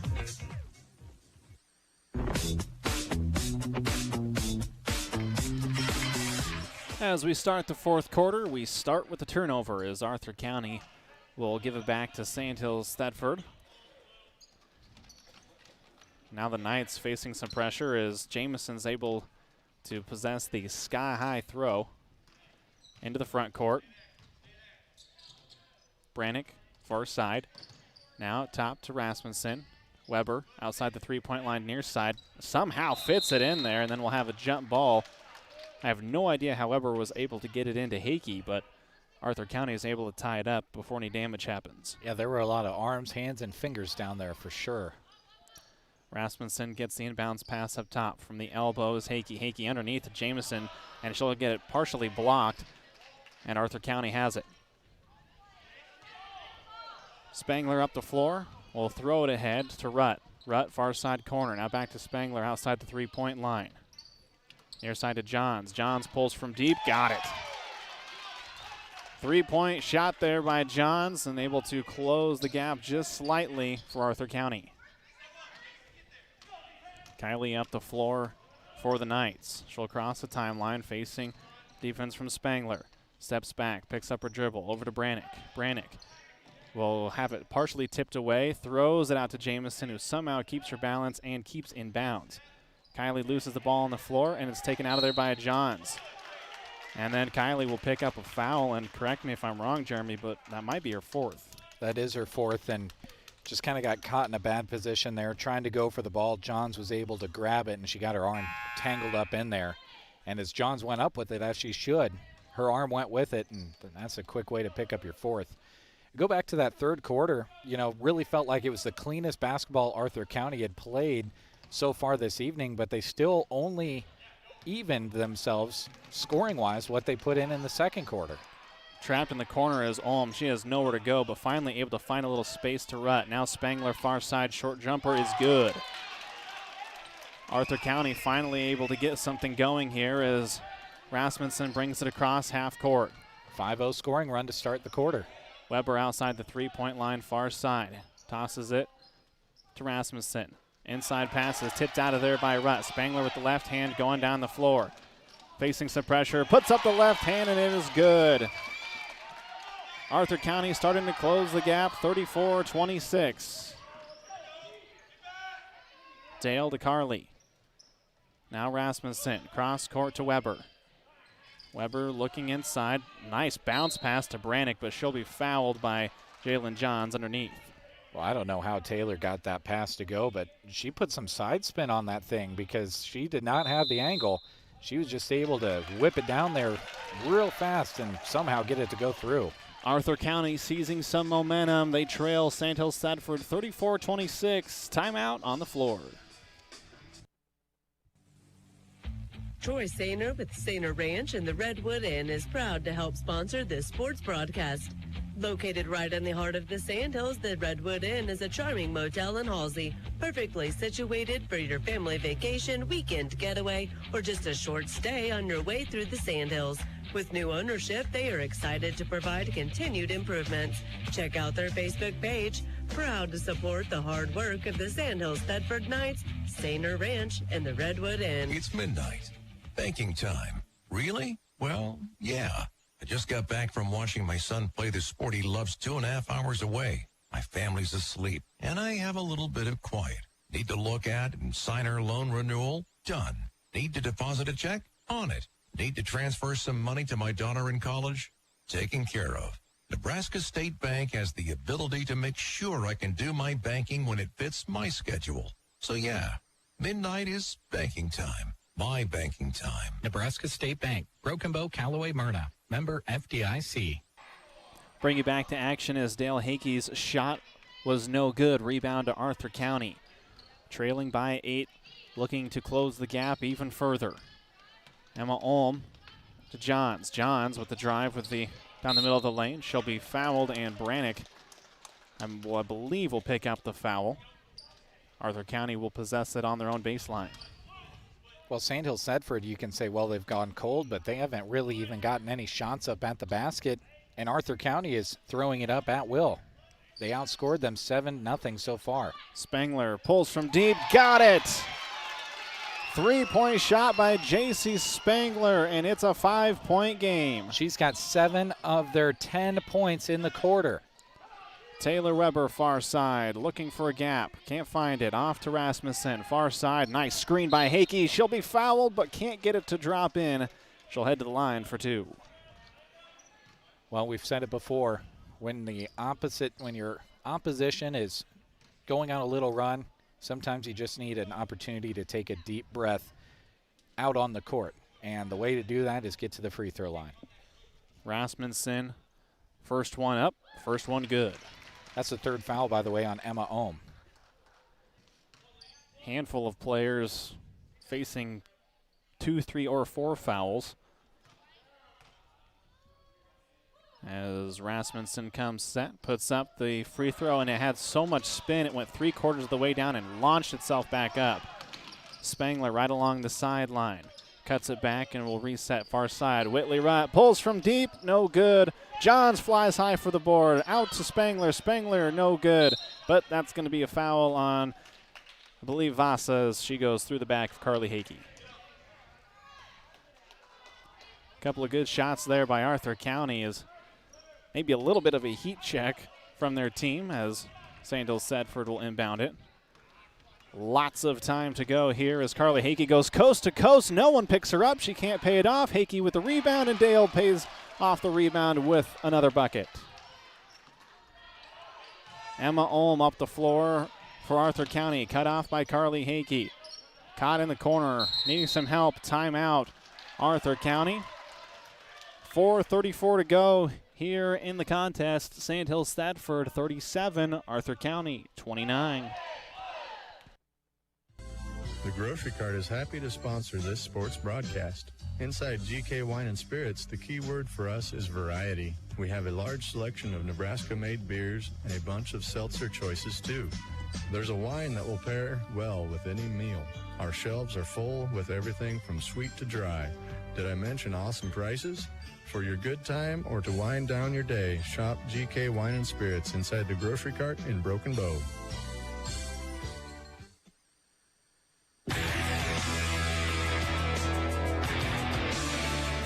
Bring you back to the gym here just a little bit early. Don't want you to miss any of this action as Arthur County is starting to put a little run together, trailing 37-29. And speaking of runs, Twin Loop is preventing Mullen from putting any runs together and leading right now midway through that fourth quarter. Yeah, sounds like it. And, the two teams that, coming into that one, it maybe had brighter seasons, but it all gets shut down when you get on the court with your opponent. Johns loses the ball out of bounds and tried to save it and ended up bouncing it off her own face. So she kind of has a little smile. I don't remember any time I got hit in the face with a basketball and came away smiling. It never feels good no matter how soft it runs into your face. Brannick tried to throw it in and no one for St. Hills Sedford went to get it. Long three by Spangler, can't get it to drop in. Rutt and Johns fighting for the rebound, missed the shot, and then Ulm steps in there and able to gather it up, tries to put up a shot of her own, and she is fouled. 4:17 to go here in the fourth quarter. Third foul on Brea Brannick. The fouls are filling up. The players that can afford to grab them and get those fouls called are doing it. Emma hits the first one as Jamison will come back into the game. All right, now the turnover bug has caught St. Hills Sedford, especially here in this fourth quarter. As far as players with 4 fouls, Kylie Jamison for St. Hills Sedford and Mary Worthing for Arthur County, both of them on the floor. Jamison will get the rebound after the missed shot. Jamison just throws it up the floor quickly. Out to Hakey. Dale with the shot, no good. Johns with the board. Now Worthing will head the other direction.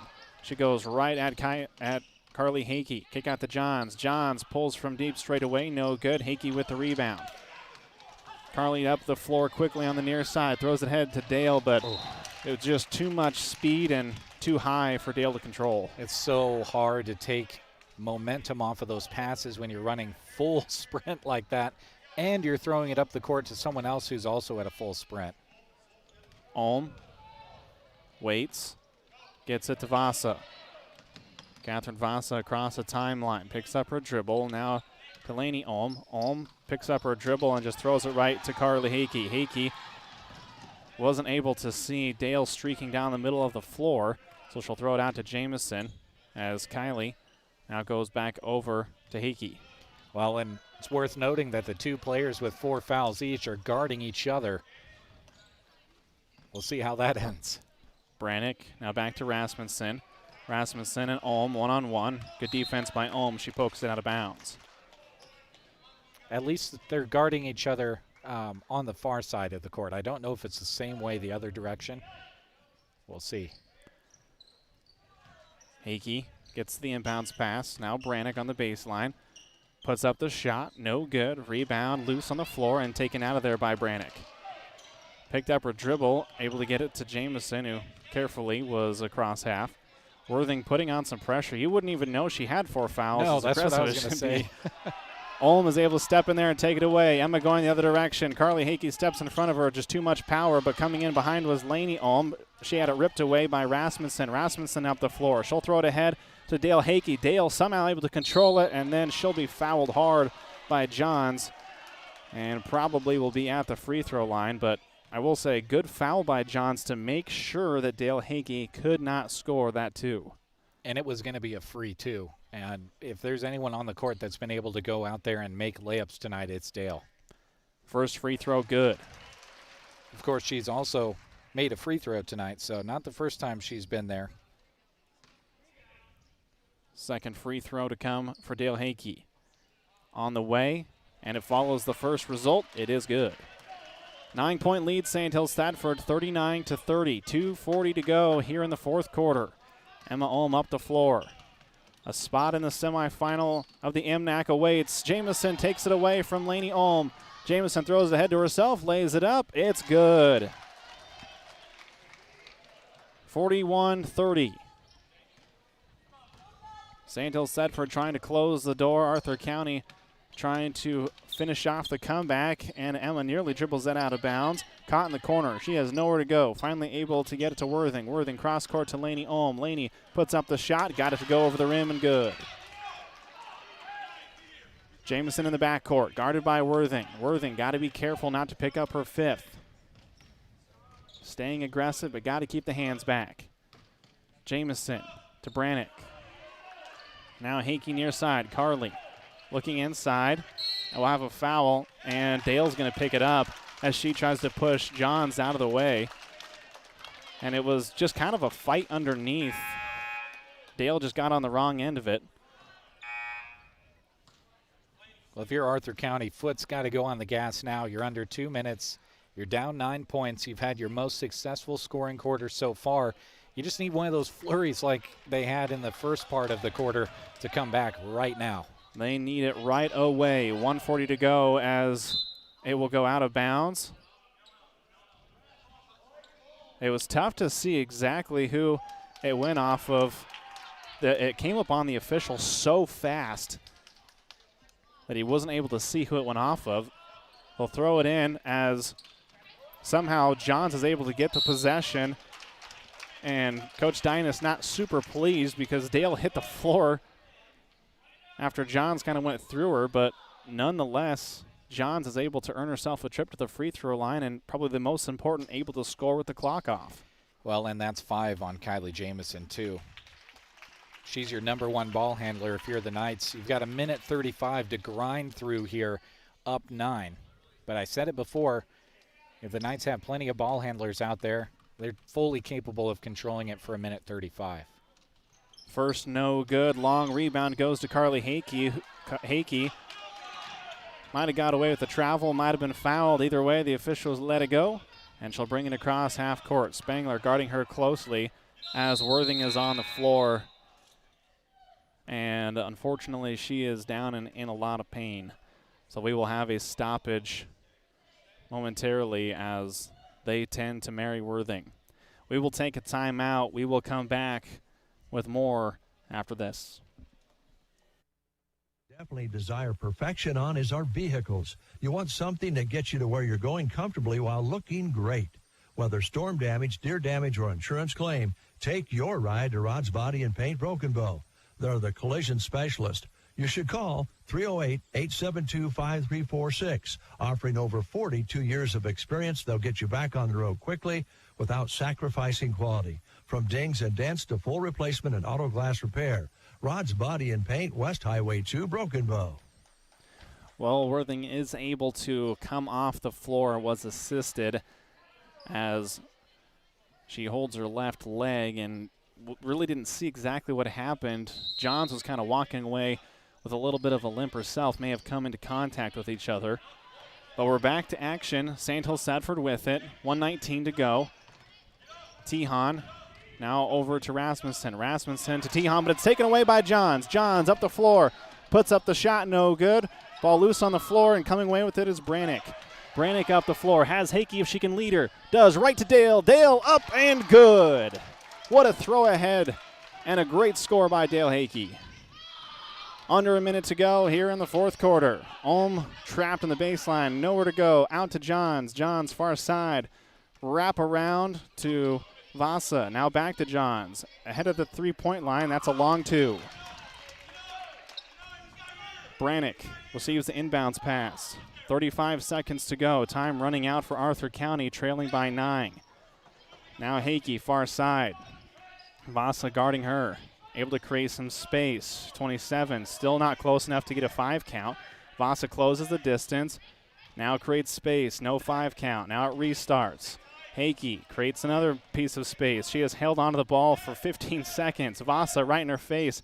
Hand off to Rasmussen, and time will run out on Arthur County as a great flurry by the Wolves, but Sandhill Sedford is able to hold on, and they will win this one 43 to 34.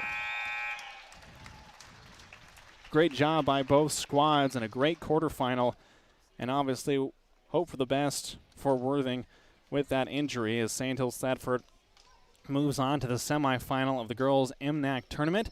They will face off against the winner of Anselmo Merna and Sand Hills Valley. That is coming up next right here on KCNI. We'll take a timeout and wrap up game number 1 right after this. Cattle producers, AeroSeed is your one-stop shop for power fencing needs. AeroSeed has all the supplies, including high-tensile wire, posts, insulators, and energizers to build or replace a solar, electric, or battery-operated system. They offer products from Gallagher, the most practical, affordable, and dependable range of animal management systems on the market. Should anything ever go wrong with your Gallagher Energizer, you won't have to send it off somewhere to be repaired. Most often it can be repaired right at AeroSeed. Get your Gallagher power fence and supplies from AeroSeed on North 10th Avenue, Broken Bow. If you are looking for the latest techniques, look no further. Team Physical Therapy has skilled therapists that are able to offer you not only manual therapy, expert exercise programs to treat your neck, back, shoulder, and knee pain, but also dry needling. Call 872-5111. Our highly trained staff are here to get you moving again and enjoy life. Call 872-5111 or check us out on the web at myteampt.com. The changing seasons are generally welcomed with open arms, but not in our homes. With the help of Mead Lumber, you can keep the chilly air where it belongs. Upgrading your home's insulation not only conserves energy and lowers your heating and cooling costs, it makes for better living with improved air quality, health, and warmth. Work with those who have pride in a highly trained team to help with your building and projects. The crew at Mead Lumber. Also, be sure to visit meadlumber.com soon. The very best, go see Trotter, where you'll always get more for your dollar.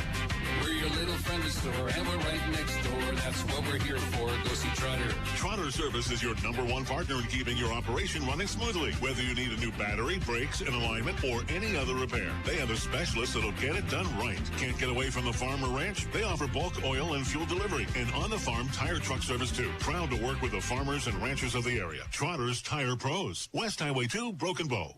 Family first. My dad used to tell us that all the time.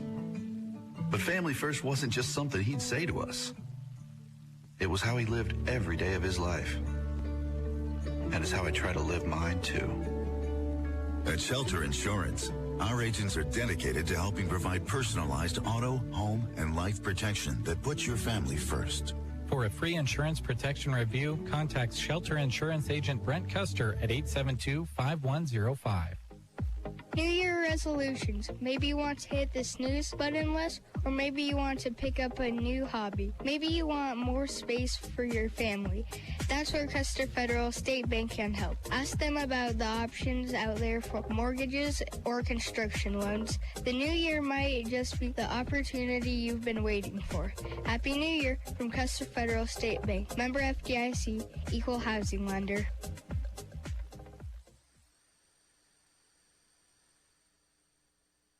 We've all come across landscaping pieces that have caught our eye and made us say, oh, wow, that's beautiful. But when we go to create our own landscaping dreams, it can be overwhelming. Worry no more. Call the professionals at A to Z Lawn Pro and Landscaping. Don't stress about wondering where to start. A to Z can help make all those dream ideas you have a reality.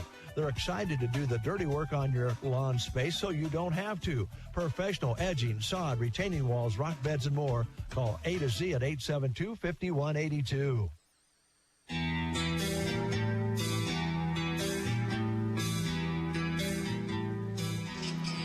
Welcome back to Merna High School as game number 1 has come to an end between Sandhills Thetford and Arthur County. The Knights moving on to the semifinal.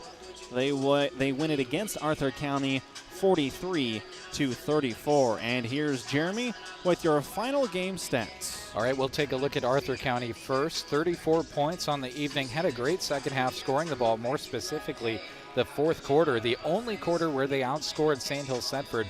They did so 15-9. In that fourth quarter, kind of spurred by J.C. Spangler. She had 7 points in the quarter, 10 points in the half for her. She led all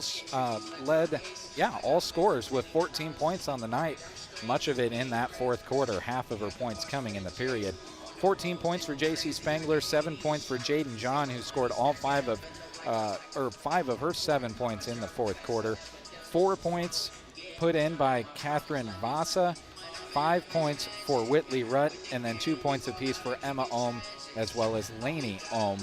Arthur County just having a little bit too much trouble with turnovers, had trouble controlling the ball and keeping their hand on top of it and committing those shuffles of the feet. 4 of 7 from the free throw line, 19 rebounds on the evening for Arthur County. For Sandhills Thetford, they were paced by Dale Hakey. She had 13 points, putting in a double-double effort as well, 14 rebounds. Great job on the boards for Dale Hakey.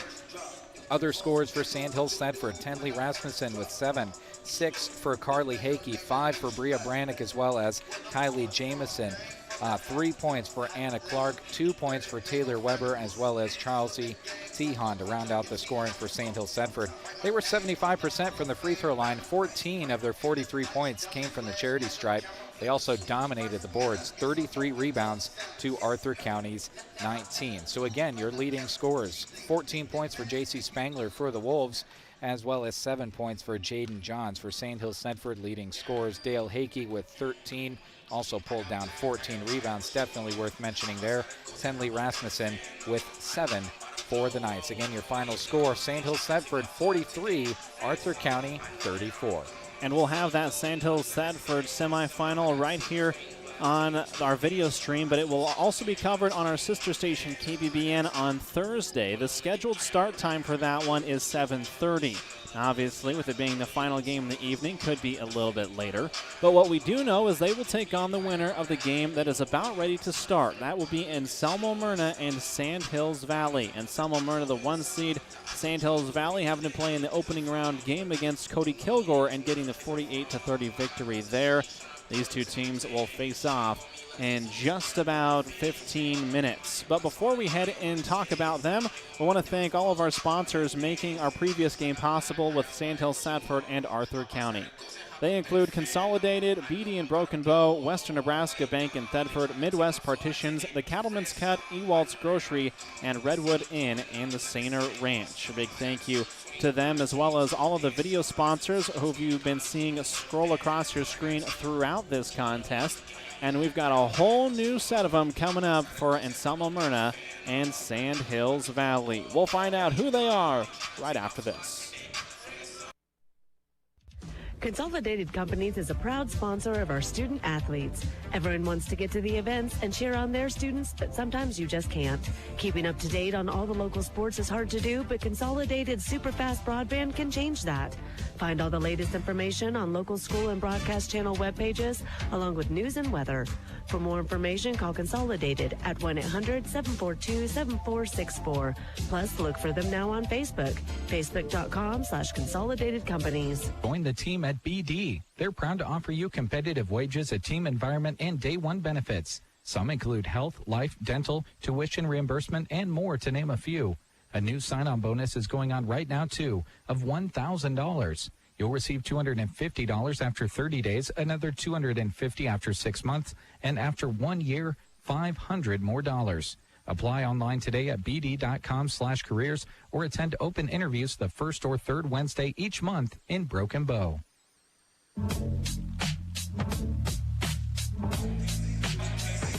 Anselmo, Merna, and Sandhills Valley coming up next right here on KCNI, as well as on our video streaming platforms. We want to thank our sponsors making this one possible: Consolidated, BD in Broken Bow, Kirsten Electric, Miller Cattle Company, The Secret Garden, Tri-S Ag, Seavers Angus, and Foo Bar and Grill in Anselmo. And of course, we'll hear from all of those sponsors more, and you'll also see those sponsors scrolling across your screen if you are watching our video stream, which can be accessed on sandhillsexpress.com.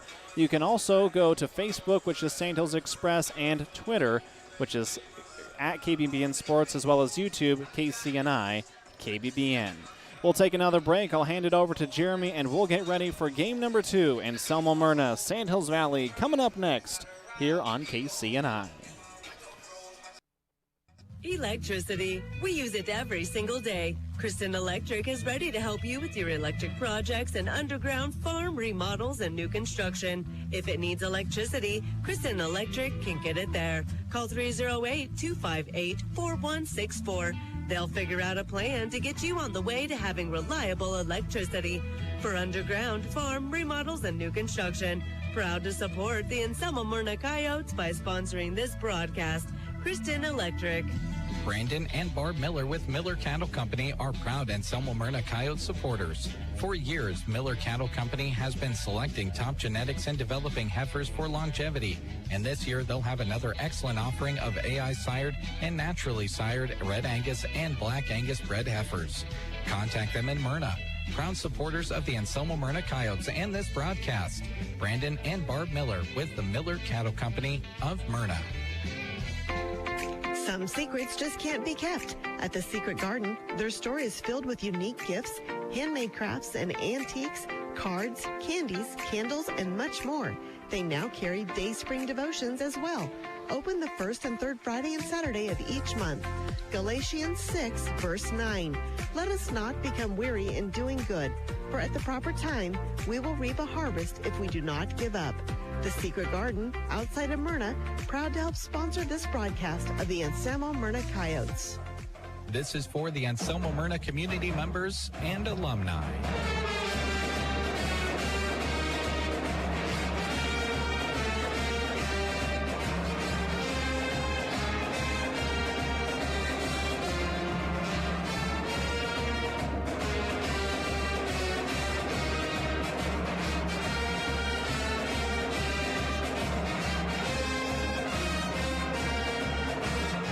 Paid for by Tri-S Ag, supporting the Anselmo Merna Coyotes.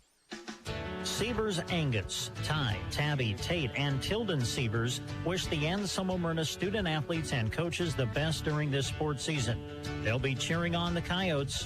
Hey, feel free to contact Seavers Angus for your private treaty heifer and your Angus seed stock needs. For more information, visit SeaversAngus.com. Success is born out of faith, an undying passion, and a relentless drive. Proud to sponsor this broadcast, Seavers Angus.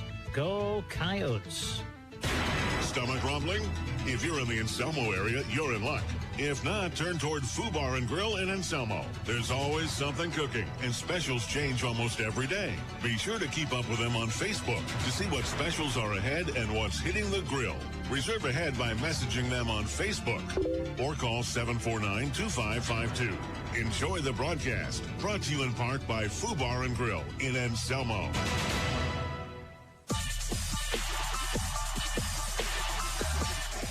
Well, if you just finished tuning in to our sister station, KBBN, Twin Loop at one point was leading by 22 points. Mullen comes back to defeat Twin Loop 49-47.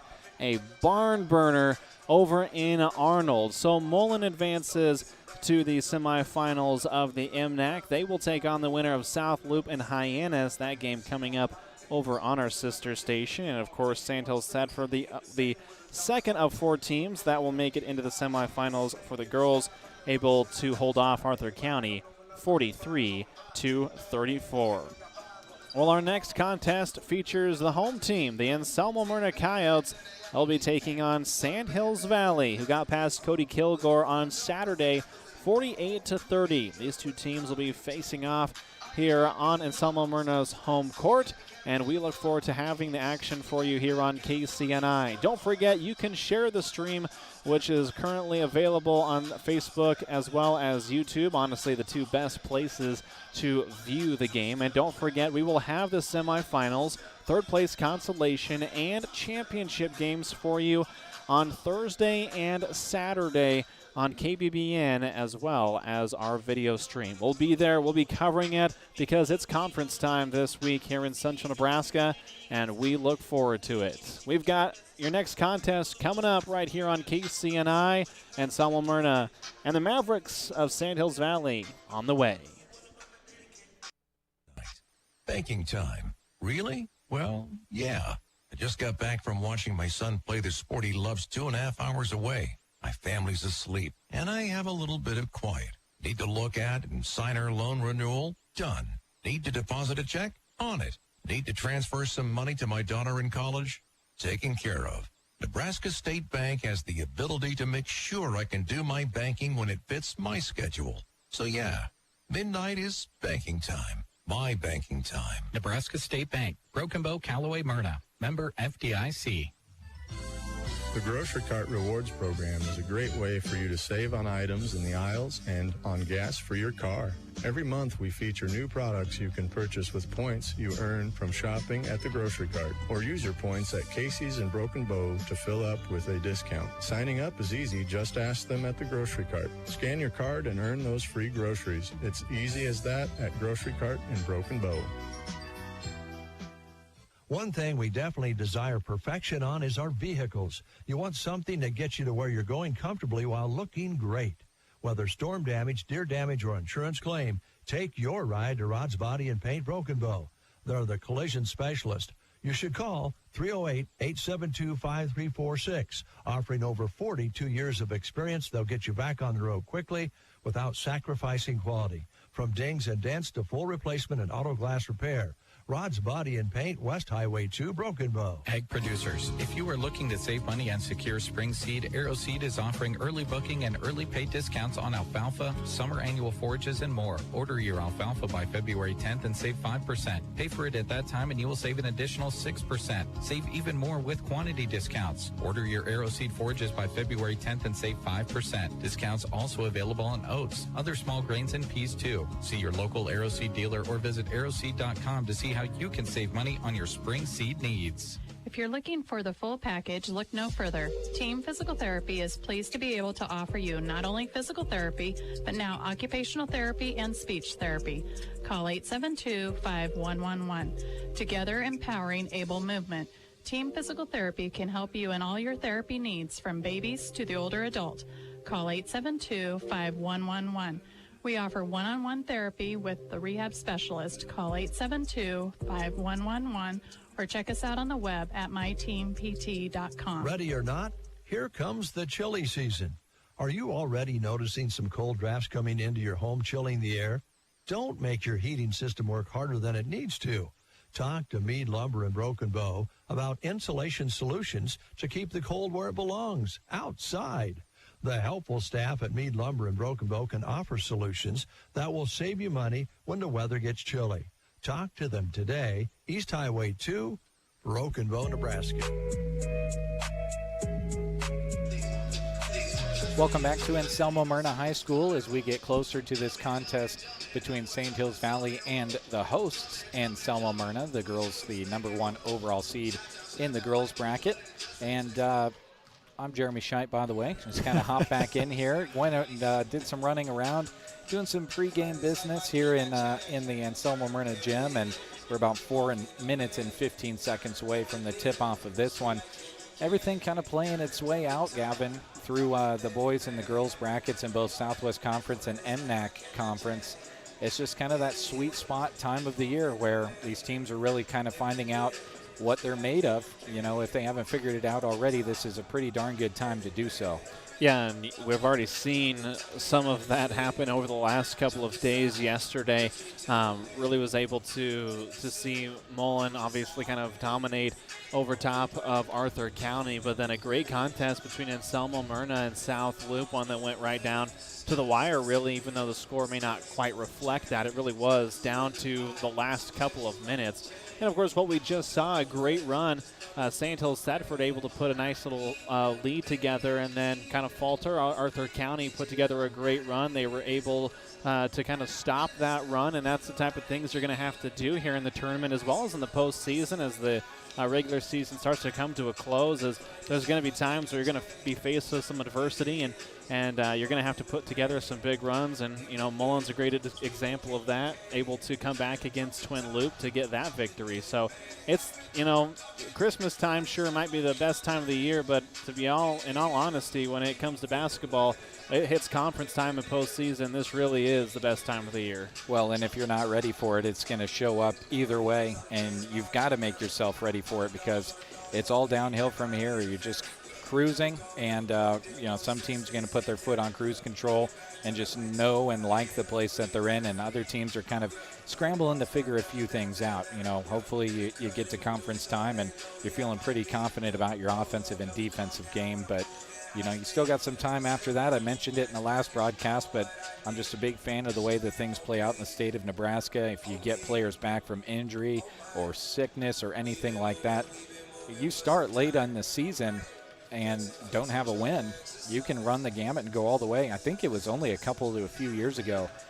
There was a player in Class B that came back, really, really good basketball player. She came back with her team who had gone maybe 2-20 to that point. She came back and they ended up making it to the quarterfinals of state. So you never know what can happen. Well, and in Class A, it wasn't that long ago, Lincoln East was the 8th seed going into that tournament and was able to put together a great run. Just kind of they sat through and just upset people, you know, in dominant fashion in a lot of cases, and were able to run the gamut and win the Class A title. And, you know, obviously we talked about Class A and B, but you know, that's at every level. We've, especially with the new format, obviously over the last couple of years, sub-state, you know, is kind of what it's been called, and obviously districts being realigned, as it really allows those top teams that, you know, as you mentioned, may have been getting those players at the last second, gives them a chance to advance to state. You have the best 8 teams, and, you know, anything can happen, and that's what I love about Nebraska sports and just sports in general, is it's unpredictable, and it's a lot of fun. Well, we've got a great sponsor list that are making this broadcast available to you folks on radio as well as video.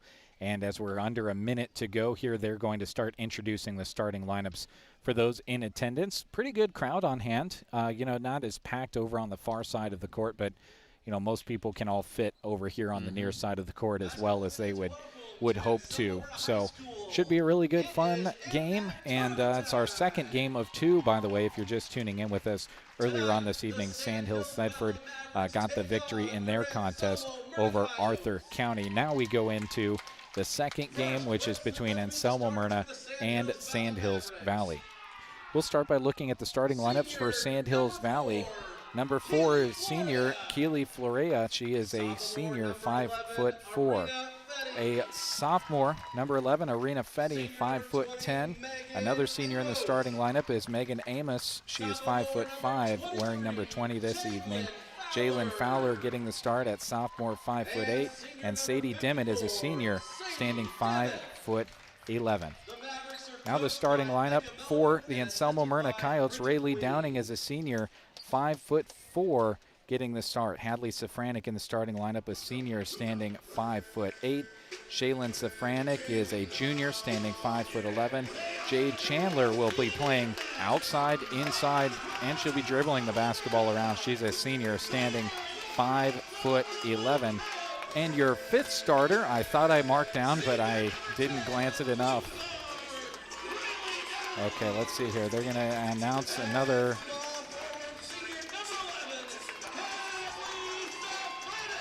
Find out who exactly. We'll catch that last one as they run out here. I thought I marked 5.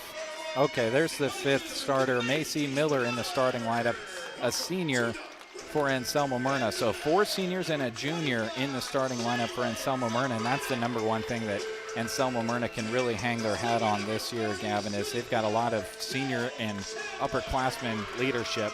Just 2 freshmen on their varsity squad. Well, and it's a team that has a lot of experience. I mean, they've been to a lot of sub-district finals and district finals. They know what it takes to go to the next level. And, you know, this was a team that came up just a freckle short last year in the district final, and they're looking to return, and they've got a great group to do that. And obviously, unfortunately, Kirsten Myers goes down with a leg injury and is unable to compete this year, but you know, she's there on the bench, and you know that she's one of the loudest there, screaming as loud as she can to help motivate her team as they look to hopefully get a MNAC title. Jump is controlled by Anselmo Merna, and they bring the ball up in the hands of Downing. Off to Shaylin Safranek up top. Coyotes in their home whites, red numerals, a little bit of black trim in there. Miller fires for 3. Can't get it to go off the back rim. Shaylin Safranek saves it to the hands of Chandler. New possession here for Anselmo Merna. Shaylin steps back for what I thought was a 3. The officials said it was a 2. Either way, it's a miss, and it goes into the hands of St. Hills Valley. All black uniforms, white numerals, a little bit of red trim on there for the Mavericks. They get a 15-foot jumper from Sadie Dimmitt. She can't get it to go, and it's off of Maverick on the weak side, back to the Coyotes. Well, Anselmo Merna definitely not shying away from the shot right away. Already pulled up 2 long jumpers, and now that's kind of the game plan that they're going to work with, is staying aggressive. Downing into the front court. Set 3-point play for Jade Chandler, and she knocks it home. We know the Coyotes like to start a lot of games that way, getting Chandler a 3-point look, and they did it right there. Here come the Mavericks looking to answer, down 3-0. 1 minute gone here in the first quarter. 3-pointer up, but no good. Unable to connect on that one was Floria. 1 and done for the Mavericks. Coyotes back the other way. Miller has her entry pass slapped back. She was looking for Chandler, but there was nothing there. Floria with it, right side for the Mavericks. Downing D's her up. Now goes to the bounce. To Dimmitt in the corner. Sadie, 1 dribble, gets it out up top. Fowler attacks, puts up a shot, and gets it to go. We're tied up at 3. Yeah, it was a running 3-pointer almost. She really never got set, but it was true from the start. Great shot and a great game already. Downing into the front court, another 3-pointer up for Jade. Can't get it to go. Rebound St. Hills Valley, 1 and done for the Coyotes. That's going to be a big key for the Mavericks here tonight. If they can rebound defensively and limit the Coyotes' offense to 1 shot only. St. Hills Valley Mavericks back in the half court. 2 minutes gone here in the first quarter. They work it down inside. Jade Chandler with the defense on Fetty. She can't get the shot to go. Fires it off the bottom of the backboard. And we're back the other way. Miller pulls up from 5 feet and scores it. Good aggression there from Macy Miller, the 5'6" senior. Here comes St. Hills Valley. They break the press. Dimmitt into the front court. Drives in against Safranek. Bumps off her. Gets it to go from 5 feet out. We're tied at 5. Jade Chandler swims through the lane and gets the friendly roll on her home court. We're trading buckets now. 7-5 Coyotes. Sandhills Valley breaks the press again with the pass. Receiving it is Amos. Amos works it ahead. Now on the right wing with it is Fowler. Back over to Floria as she dribbles it up and will set up the offense. Floria with the bounce. Downing on her. Turns around, spin moves, bounces it off the foot of Downing. Sandhills Valley tries to control it down low. And we've got a foul called. I believe Downing was the one in the area. It is her. Yeah, and I think it went off of her foot, and as she was reaching out to kind of go grab it, Sandhills Valley just beat her to the punch, and unfortunately she'll pick up her first, but obviously here plenty early in this one. Megan Amos will get a rest for Sandhills Valley as they key it in on the baseline. Nice inbounds play. On the receiving end of it, Emily Nicholson scores 2. All tied at 7. About 40 seconds away from half of our opening quarter being gone. Miller pulls for 3. Back rim, no good. One and done again. Defensive rebound to the Mavericks. Into the front court they go. Into the short corner, shot blocked. Hadley Safranek uses her frame to get her hand on Fowler's shot. And here come the Coyotes. Jade Chandler, head full of steam, puts up a shot, is fouled. And this one's going to go on Nicholson. Trying everything she could to get in front of Chandler, but she was really striding it out. Yeah, you can just see how talented that Jade Chandler is. With the dribble, 2 players in front of her, she's able to get past both of them and still put up an extremely quality shot. And obviously not getting it to fall will head to the line. Chandler's first shot up and in as Bartok will come into the contest. And also McKenna Miller, 5'8" freshman, one of 2 freshmen on the squad. And they're going to make it easy for me as one Miller comes in, the other Miller goes out. So we're just going to stick with Miller. Just know that it's McKenna Miller out there now when I call out that name. Chandler off on the second one. Rebound to Floria. She'll key it up for Sandhills Valley. Downing staying in front of her. She hands it off, and with 4:13 to go, they get it into the lane. Nicholson can't find anything and kicks it out. Skip across. They try to fit it inside, but Chandler steps in front of that pass. Now is off and running. Has to pull it out initially. Kicks it out to Miller. Miller drives around everybody and scores 2. Good move from the freshman McKenna Miller. Yeah, McKenna just a nice little hesitation. Waited for the defense to just fly by her and made it easy for her. Under 4 to go first quarter. Deep 3 for Sandhills Valley. I thought that went in. That was one heck of a shot put up by Fowler. Left it just short. Now off the miss. Downing drives all the way down the other direction and can't get a layup to go. 10-7 lead. Coyotes back on defense. And Downing slaps it out of the hands of Fowler. She'll go up for the shot. Gets it to go. The hoop and the harm. Floria just didn't get her money's worth on that one. Didn't have her hands up. Just kind of more of a body foul. Kind of looked like she was trying to get out of the way, but Rayleigh Downing doing the right thing, pressing the issue, and she drew the foul. Yeah, and Floria, when she is crossing over, she's putting it right in front of Rayleigh. And, when you've got an experienced defender like Rayleigh Downing is, you've got to make sure you create a little space if you're going to cross over in front, and she made her pay. Rayleigh's shot at the free throw line goes in, and she completes the 3-point play. Now the press of the Coyotes again. Shaylin Safranek D'ing up Nicholson. Nicholson able to break it with the bounce, and Sandhills Valley's in the half court as we approach 3 minutes to go in the first quarter. 13-7 lead for Anselmo Merna here in the MNAC Girls Tournament in Merna. Floria with it up top. They work it near side, trying to lob it down inside, and Nicholson was surprised the ball was coming her direction. And now we're going to have a foul called against Shaylin Safranek, a little bit out of control, and that's why they call it a control foul. She wasn't controlling the basketball and kind of couldn't keep her feet out in front of her and committed the offensive foul. Yeah, just she lost the ball and kind of in the motion just pushed the defender out of her way, and good call and tough one to make too. Nicholson with the bounce, weaving through everybody, tries to get it post to post. Can't do so. Coyotes turnover. Jade Chandler into the front court. Kicks it out to Downing. Her 3 up. Misses it. Miller tries to track down the rebound. Can't. And we'll go back to the Mavericks.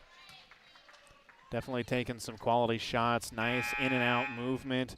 Making sure that ball moves around. It's an early shot, but you can live with those in transition.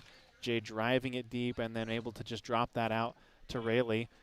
Missed shots are going to happen. Keep shooting them, especially with that type of production. Hadley Safranek into the game, as is Riley Marsh, as Sandhills Valley looks to break the press again. Miller, tough defense, and the freshman rips it away. McKenna Miller wants to go coast to coast, does. Left it off the front of the rim, though. She gets her own rebound, puts it up from 5, can't get that one to go. Fight for a second rebound is going to go off of a Maverick, and will stay on the baseline with AM. Been really impressed by McKenna, the way that she's developed this year. Not, at the beginning of the year, kind of that timid freshman, but as this season has progressed on, becomes more and more aggressive and continues to really impress. Marsh gets it up to Miller. Over to Bartok, who's into the game. Set three-point play for Jade Chandler. It's good as gold. She knocks home another tray. 2 minutes to go, first quarter, commanding 16-7 lead for Anselmo Merna. Started off a little bit slow. We were tied at 7. Now somehow controlling the ball and putting it up and in was Fetty. Scores 2 for Sandhills Valley. Hadley Safranek drives, gets around the defense, but maybe a block partially. It's back to Sandhills Valley with under 2 to go. Here come the Mavericks, and we've got to travel. Dragging that pivot foot was Haley Dimmitt. Going for the pass, just step forward with 1 foot, and then in an effort to put some power behind it, drug the toe. Yeah, Hadley on the offensive side did a great job of getting around the defender, just had her feet backwards and just had to put it up with the wrong hand and just got it partially blocked. Miller up top, toes up a 3 and hits it. The freshman comes out, just playing some great defense, and she's got the scoring going too. Bartok on defense, on the press. Sandhills Valley breaks it as we go inside 1:15 to go here. First quarter, 10-point lead for Anselmo Merna. Pull up, long 2-pointer is no good.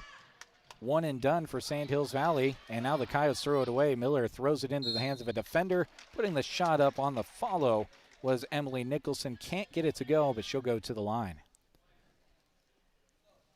See if they give this one on, as McKenna Miller will pick up the foul. And just got in a little bit of a hurry. McKenna, great job getting that rebound, but that time just a little bit too quick. First one is up and in for Nicholson. Floria coming back into the contest. Also in for Sandhills Valley comes Shelby Layer.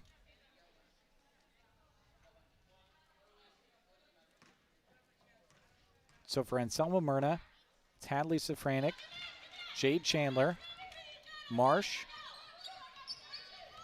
Macy Miller, and McKenna Miller as they're back in the half court.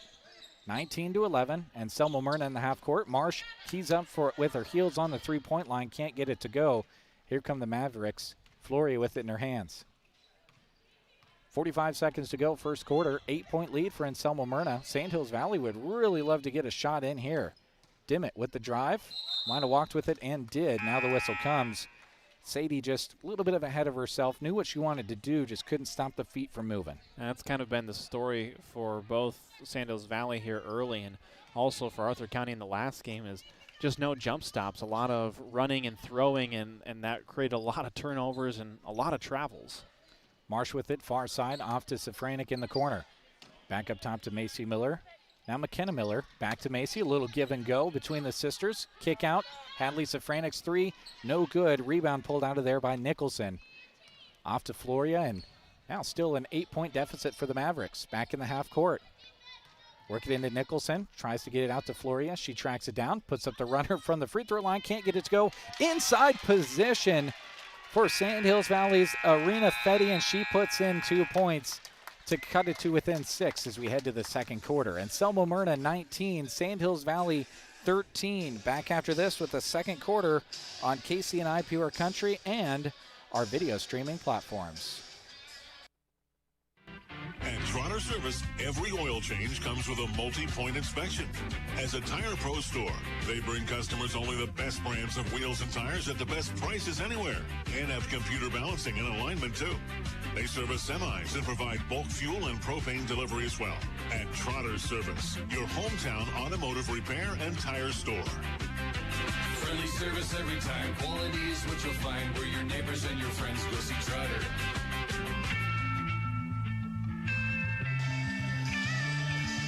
don't let low back and leg pain reduce your quality of life. Studies suggest spinal manipulation as the first method of treatment.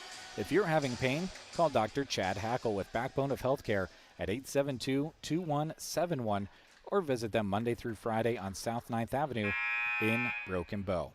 Well, Gavin, you know, St. Hills Valley's hanging right in there. Yeah. They're only down 6 after the first quarter. Kind of a slow start for Anselmo Merna offensively. They picked it up, but the Mavericks were able to reel things in there at the end of the first. Yeah, and, you know, a big part of that is because of rebounding. They've out-rebounded Anselmo Merna easily on both sides of the floor, and that's exactly how that buzzer beater went in. It was off a rebound.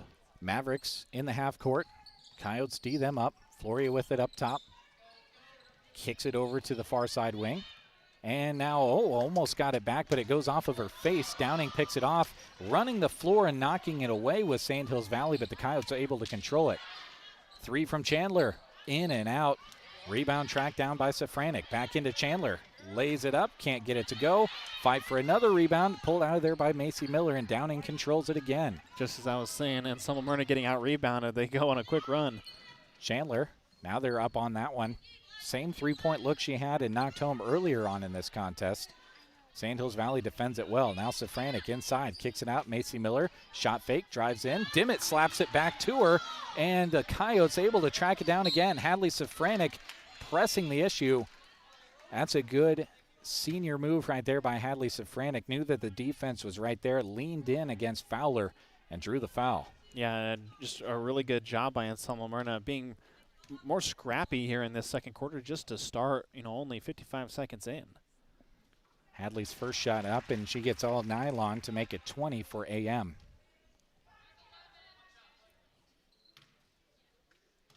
Hadley a couple of dribbles. And the second one off the side rim, and St. Hills Valley will let it go out and gain possession. 55 seconds gone here in the second quarter. It's a 7-point lead for Anselmo Merna. They're in the full court press as Floria takes it in for St. Hills Valley and breaks it with the bounce across the timeline. Rayleigh Downing playing good defense on Floria. She's always there, and as I say that, she slaps it away, and it's going to the Coyotes. Shaylin brings it up. Safranek with the bounce. Over to Downing. Skip pass over and back into the hands of Macy Miller. Drives into the lane, gets the floater to go from 8 feet out. Good offense there by Macy Miller. And now Downing slaps the ball away, and St. Hills Valley turns it over. Couldn't control it. She's just a force on the defensive side. As she just constantly is able to get her hands in there. Has seemed to be some confusion on whose ball it is momentarily. Yeah, I was pretty sure it should be Coyotes' ball, and it is, as last player to touch it was wearing all black. Coyotes keyed in and are back in the half court, leading at 22-13. Drive inside for Hadley Safranek, scores two. Nice looking offense from her. And now Chandler almost gets a turnover and does. And that's all set up because Shaylin Safranek pinned Sadie DeMid on her hip, high side, and Hadley just did a good job, waited for Sadie to pick a side, went the opposite way, up and in, easy bucket. And we've got a timeout. St. Hills Valley will step away as well and come back for the final 6:22 of the second quarter here on KCNI, as well as our video streaming platforms, including YouTube, KCNI/KBBN, and Facebook at St. Hills Express. Some of my fondest childhood memories are from volunteering with my grandmother. Helping others was her passion. She'd always say, "The sweetest fruits of life come from serving others." And she was right. At Shelter Insurance, we strive to make a positive impact in the communities where we work and live. Contact Shelter Insurance Agent Brent Custer at 872-5105. Coyotes to key it in on the far sideline as we're back underway here in Anselmo Merna High School. Safranek controls it, off to Chandler, quickly down into Safranek. Kick out was going to Hadley Safranek. Thought maybe it was tipped, but it's just going to go back to St. Hills Valley, just an errant pass. Yeah, it was kind of an in-betweener between Hadley and Rayleigh Downing, and neither one of them kind of moved. Kind of an awkward play, but have to try to turn that back over on the defensive end. Floria with it, working a little bit of weave action for Sand Hills Valley. Gets it down inside. Controlling it there is Nicholson. D'd up well there by Miller. Gets it down low. Putting up the sky-high shot was Arena Fetty. She got it clear off the top of the glass. If you're the Coyotes, you can't even do anything about that. She just threw it up and really got lucky. That was an incredible shot. Hadley Safranek, baseline drive. Swimming through everybody and gets the shot to go. Dimmick came over and gave the harm. Hadley Safranek, she ran out of real estate quickly. That's what the coaches always say. Throw it up there. You never know what's going to happen. That was the situation there. Got it right over the rim. Well, and she was strong with the basketball, though. You kind of see sometimes on that drive as they get loose with the ball, just trying to focus on the foul, but that time was really strong with the ball, putting it up and in. Hadley completes the three-point play and runs back up to play point on the defense. Full court pressure. Floria brings it up, breaks the pressure. Downing staying right there, hip on hip with her. Floria goes through a screen, tries to fire it down into the lane. Now they have it knocked out of there and tried to do the same thing again. Bartok comes away with a steal. Hadley Safranek into the front court, off to Shaylin in the corner. Didn't like what she saw inside. Off to Bartok, couple of jab steps, off to Hadley Safranek. 5:13 to go. Safranek drives in, 2 steps, can't get the shot to go. Partially blocked out of there. Sand Hills Valley back the other direction as we approach 5 to go first half. Pull up, shot, no good. Pulled out of there by Anselmo Merna initially, but now Sand Hills Valley able to corral it again, but they can't get the follow to go either. Here come the Coyotes. Downing steps into a 3, left it short. Safranek the rebound, tries to get out to Chandler. It's knocked away from her, and will stay with AM. Yeah, you know you have a lot of people surrounding the ball to get the rebound when all 3 girls for Anselmo Merna were touching shoulders, and kind of the reason why they couldn't get rid of the ball either. Downing keys it in. Shaylin Safranek goes up and grabs it and hands it back, and we're back in the half court for the Coyotes. Downing, near side. Chandler, no one in front of her. Left the 3 long. Safranek skies for the rebound. Had it knocked away, but McKenna Miller chases it down. Now Downing trying to control it in the half court. Chandler controls it, attacks, tries to get it through to Safranek. She controls it and gets it out to Bartok. Now a long 2 from Jade Chandler. It's no good. Tracked down by Miller. Now Downing traveled with it. Didn't go to a good jump stop. Chopped the feet a little bit and turned it over. After all of that the Coyotes worked for, couldn't even get a shot up. Yeah, that was, they got a lot of attempts, but just could not pay him off. It was incredible that ball rolled around the rim enough times that you'd have thought it would have fallen in once on your home floor. Chandler back in defense. Sand Hills Valley into the front court, trying to get a score. Their defense and their rebounding is keeping them in this one. They've got it over on the far side as we tick inside. 4 minutes to go. Shot put up and is short. No good from Amos. And back come the Coyotes. Shaylin Safranek puts a shot up and is fouled. Couldn't get it to go. She'll go to the line. If that's on Fowler, that'll be her second. And it will. First player for either team to reach 2 fouls. Safranek goes through her routine. Throws up the first shot. Can't get it to go. Gets a bunch of rim. Floria comes back into the contest. Fowler will get a rest. Safranek's second shot upcoming. You've tuned in to KCNI Pure Country and our video streaming platforms as Shaylin Safranek misses the second. 0 for 2 that trip. So if you're watching the video and you're saying, hey, this guy's describing everything quite a bit, that's because it's a radio call with the video added to it. Just want to make everything enjoyable for everyone on radio and video as Sand Hills Valley is going to be fouled. Shelby Laher had it up top. Coyotes were doing the right thing, getting involved, trying to force a turnover, but just chopped their arm across hers. Yeah, a little bit too aggressive that time. Really no reason to reach in, as picking up her second foul will be McKenna Miller.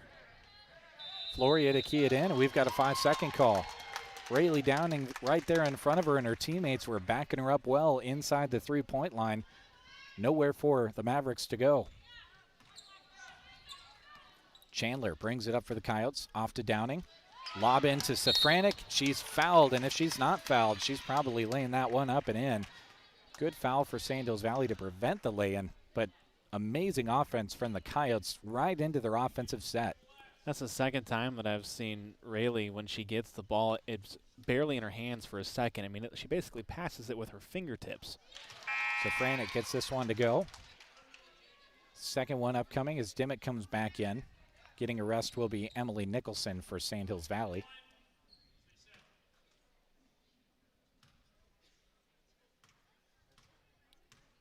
Shaylin's second shot up. And can't get this one to go. Goes over the head of Dimmitt as well as Bartok, but running over and saving it, the freshman McKenna Miller, playing good minutes out there for the Coyotes. Now a three from Safranek. Knocks it home for a tray. First field goal for Shaylin. One free throw. She's got 4 points. Floria hounded in the backcourt. Forgot she had already dribbled and put it on the pine on purpose again and turns it over. Feels like we played a lot of basketball on this end of the court so far here in the first half, and we're still doing it here. Yeah, and it's just that defense for Anselmo Merna is very aggressive and very good, especially that press. Downing into Safranek, no one in front of her. Does the little jump hook, gets it to go. She had the baseline move, went away from it, just wasn't really sure where the defense was. Either way, she scores. Coyotes get a steal, and McKenna Miller on the receiving end lays it up and in for AM just that fast. Floria gets it up court to Dimmitt. Haley Dimmitt ahead, and we've got a 15-footer put up. Can't make it is Sand Hills Valley. Ball's on the floor, and we go to the possession arrow. It will go to Anselmo Merna. Feels like the possession arrow isn't even really helping out Sand Hills Valley at this point.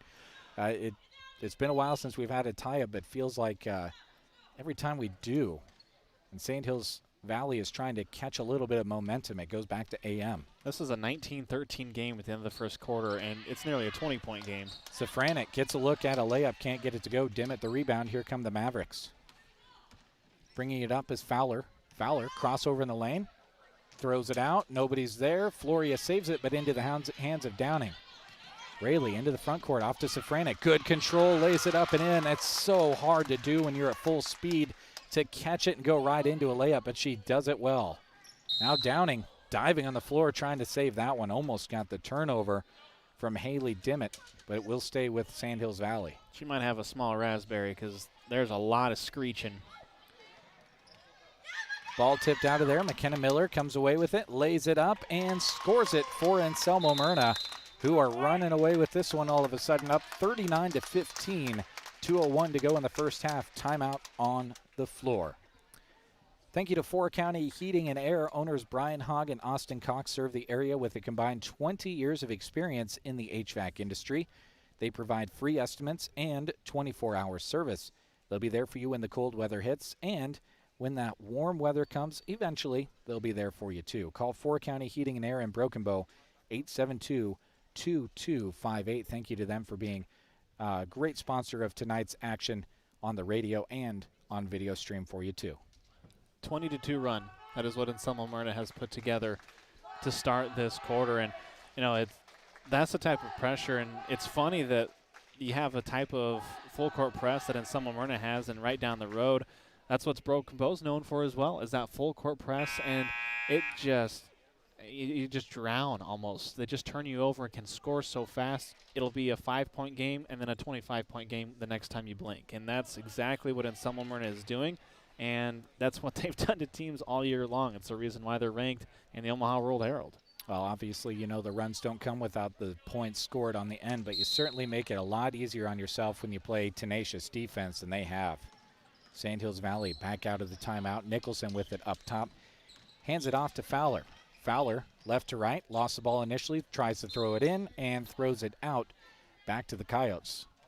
Sand Hills Valley in the first quarter, they could really hang their hat on the fact that they controlled the ball well, didn't commit mistakes themselves, unforced errors, but now the Coyotes, they're making them commit those errors just by being there defensively. Safranek, entry pass, goes through the contact, can't get it to go, but this will be a foul on Emily Nicholson.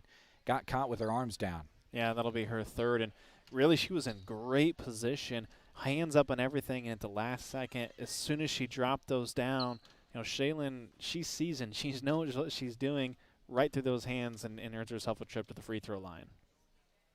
Shaylin's first shot, all nylon, knocks that one home to make it an even 40 for Anselmo Merna.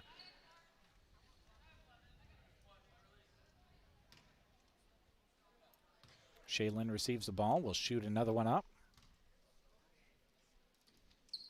And she gets this one to go too. 2 for 2 this trip down. Now the Mavericks just trying to break this press of Anselmo Merna. They get it ahead in the middle of the court to Fetty.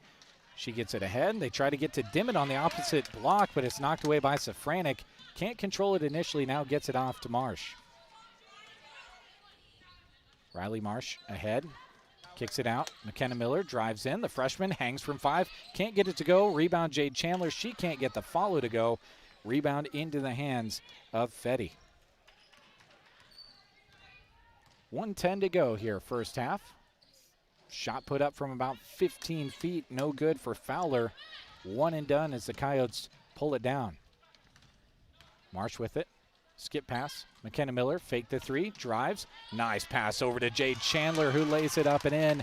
Good vision from the freshman McKenna Miller. She doesn't even play like a freshman. I mean, those aren't freshman moves. It's been incredible to watch.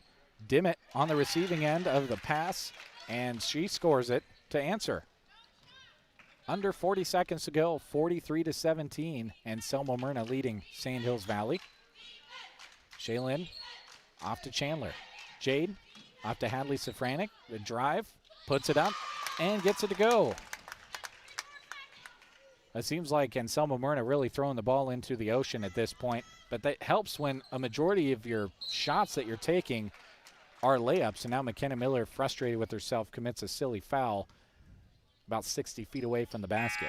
And that's, she's only had about 3 mistakes, and those are the 3 fouls that she's had, and she'll have to take a seat with them. But, up until that point, has just played an incredible game and really has helped out her team.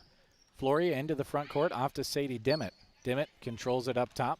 Now goes to the drive against Safranek, stops at the free throw line, and throws it right through the legs of Megan Amos, but they're going to call a tip. It will stay with the Mavericks. Yeah, Shaylin actually tipped it, and then it went, and as you mentioned, it went right through the wickets of Amos, and she never had a chance to grab it. Now Macy Miller gets the pick off, just an errant pass. Now 2-on-1, and the Coyotes get a layup from Marsh. She can't get it to go at the buzzer, and we head to halftime. And Anselmo Merna leads it 45-17 here in our second contest of the evening. We'll take a break. When we come back, Gavin will have a look at our halftime numbers. Owen, here to wish you a happy new year. And to tell you about how Custer Federal State Bank can be there for you in the new year.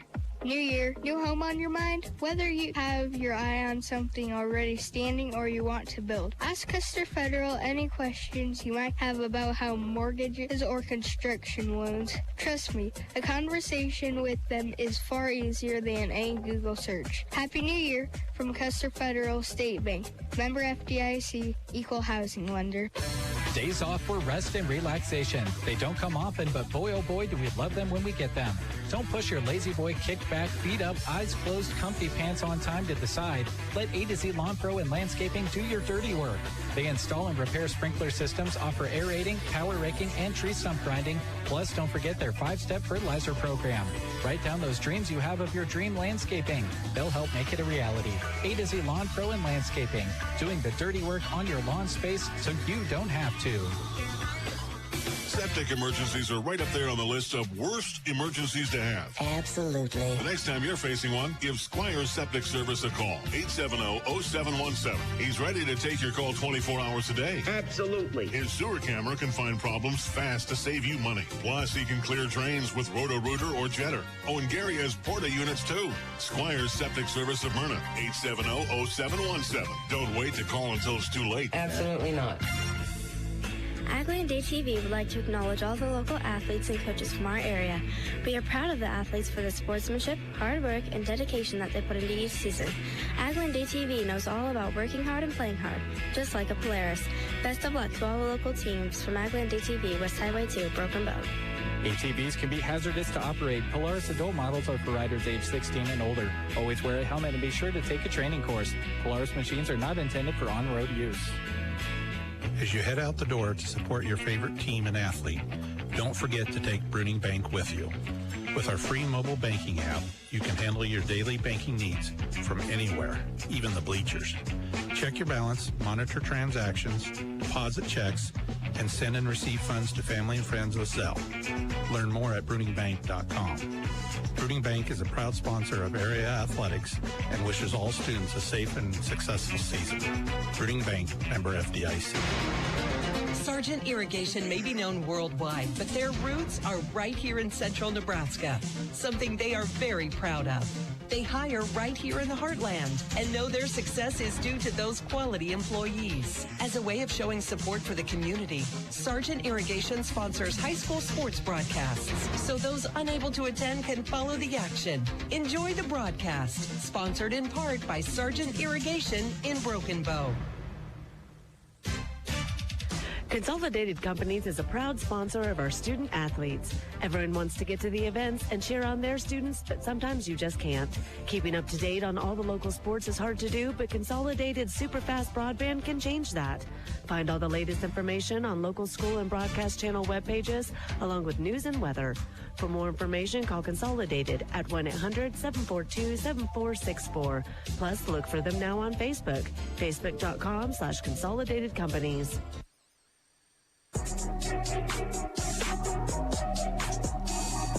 Halftime here at Anselmo Merna High School, 45-17, the lead for the Coyotes.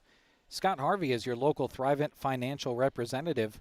Life insurance can help you protect your future and loved ones, but your needs may change over time. Thrivent is committed to helping you find solutions that align with your life, so schedule your checkup today. Call 308-872-2511 to learn how Scott can help you. Thank you to Scott Harvey with Thrivent Financial for bringing you tonight's broadcast. With a look at your halftime numbers, here is Gavin. Well, a big quarter for Anselmo Merna. They outscore Sandhills Valley 26-4 in that quarter as they sit with 45 points. They were led in scoring by Jade Chandler. 9 of her 11 points came in that first quarter. She added in a bucket of her own in that second quarter, but a big second quarter for Hadley Safranik and Shaylin Safranik.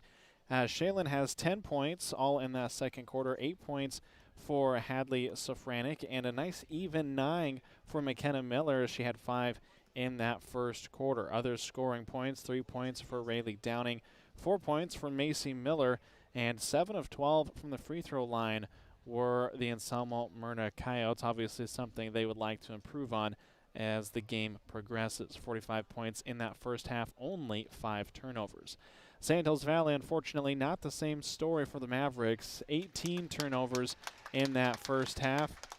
They were led in scoring by Arena Fetty. She had 6 points. 4 of that came in that first quarter. Again, they only scored 4 points in that quarter, in the second quarter, because of that just impressive press from Anselmo Merna. Scoring points as well for Sandhills Valley.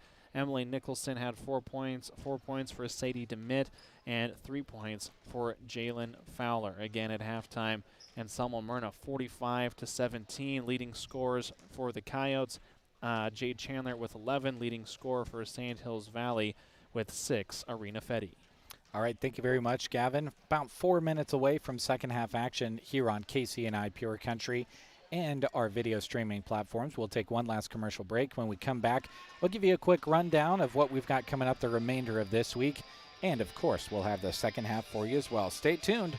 You're listening to KCNI Broken Bow. BD. They're proud to offer you competitive wages, a team environment, and day one benefits. Some include health, life, dental, tuition reimbursement, and more, to name a few. A new sign-on bonus is going on right now, too, of $1,000. You'll receive $250 after 30 days, another $250 after 6 months, and after 1 year, $500 more. Apply online today at bd.com/careers or attend open interviews the first or third Wednesday each month in Broken Bow. Electricity. We use it every single day. Kristen Electric is ready to help you with your electric projects and underground farm remodels and new construction. If it needs electricity, Kristen Electric can get it there. Call 308-258-4164. They'll figure out a plan to get you on the way to having reliable electricity. For underground, farm, remodels, and new construction, Proud to support the Anselmo Merna Coyotes by sponsoring this broadcast. Kristen Electric. Brandon and Barb Miller with Miller Cattle Company are proud Anselmo Merna Coyote supporters. For years, Miller Cattle Company has been selecting top genetics and developing heifers for longevity. And this year, they'll have another excellent offering of AI-sired and naturally sired Red Angus and Black Angus bred heifers. Contact them in Merna. Proud supporters of the Anselmo Merna Coyotes and this broadcast. Brandon and Barb Miller with the Miller Cattle Company of Merna. Some secrets just can't be kept. At The Secret Garden, their store is filled with unique gifts, handmade crafts and antiques, cards, candies, candles, and much more. They now carry Day Spring devotions as well. Open the first and third Friday and Saturday of each month. Galatians 6, verse 9. Let us not become weary in doing good, for at the proper time we will reap a harvest if we do not give up. The Secret Garden, outside of Merna, proud to help sponsor this broadcast of the Anselmo Merna Coyotes. This is for the Anselmo Merna community members and alumni.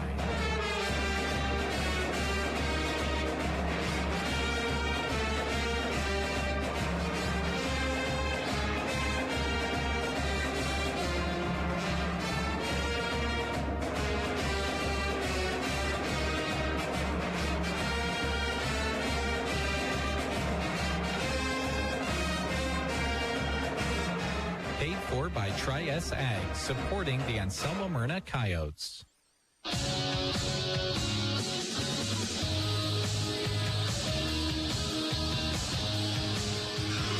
Welcome back to Anselmo Merna High School as we get ready for the second half. Want to give you a quick rundown of what we've got going on the rest of the week. Of course, more MNAC basketball here in girls action and in the boys bracket as well. Next action is going to be coming up on Thursday.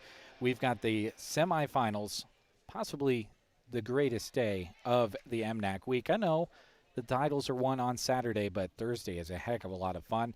On KBBN Radio and on our video streaming platforms, we'll start the day with the boys game at 3 o'clock between Mullen and Anselmo Merna. Then the boys game at 4:30 between Hyannis and St. Hills Sedford. And then, of course, we'll round out the day with 2 girls contests on Thursday to round that out. Also on Thursday, the Broken Bow boys will be playing right here on KCNI in the Southwest Conference Tournament Consolation Game against Valentine at 5:30. On Friday, the Broken Bow girls will be in the SWC Tournament semifinal game against Ainsworth. Then we cruise into Saturday where, if the Broken Bow girls won on Friday, they would play for their 5th straight Southwest Conference title at 6:15. And right here on our video streaming platforms as well as KBBN, we would have the championship games and the third place games in boys and girls MNAC action. Whew. Think I got all of that handled. Is that all? Just as they throw the ball in, it's turned over out of the break, and we head the other direction, and Anselmo Merna with the basketball. Yeah, it's a lot of cover. It feels like we're saying a lot of different things, but that's our goal as it is every year. Every year is to get these kids on the airwaves and obviously on video as well, and we love doing it. Macy Miller has a shot at a layup down underneath, can't get it to go, left it short. Last touch by a Coyote underneath will go back to St. Hills Valley.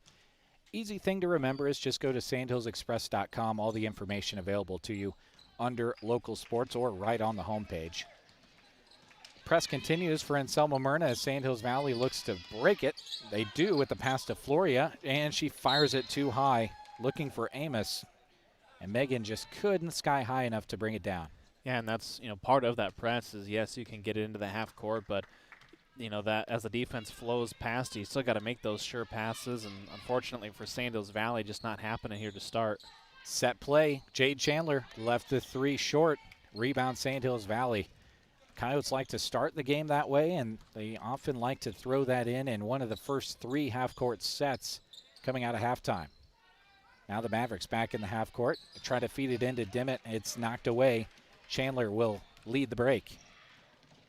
Jade into the front court, off to Macy Miller. Miller, left to right, pulls up in the lane, and can't get it to go from 10 feet. Rebound pulled out of there by Jalen Fowler. Fowler will bring it up for St. Hills Valley. Off to Floria.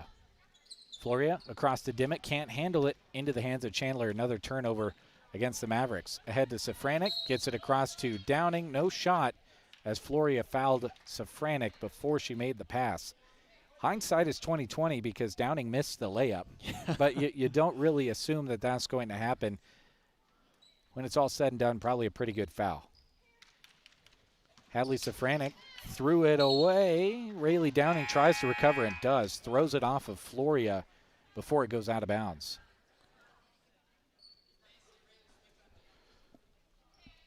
.6:33 to go here, third quarter, and Selma Merna leads at 45-17. Hadley hands it off, and Downing on the receiving end of that one, tried to go immediately down to Jade Chandler. Threw it too high, and we go back the other way to the Mavericks. Can't tell you at half of the South Loop Hyannis game, South Loop leads at 42-16. Fowler with the ball for Sandhills Valley. Baseball pass up to Dimmitt. Sadie, jump stop in the lane, left it long. Good looking offense up to that point. Just found a spot she was comfortable with and shot it up. Now Hadley Safranek the other way off the front of the rim, no good. Fowler comes back with it. She's got a head full of steam. Hadley recovers, steps in front of her. She shoots over the top, can't get it to go. Safranek the rebound. Ahead to Jade Chandler, holds up for the ball. 2 steps in the lane. Oh, and that one somehow rolls over the front of the rim.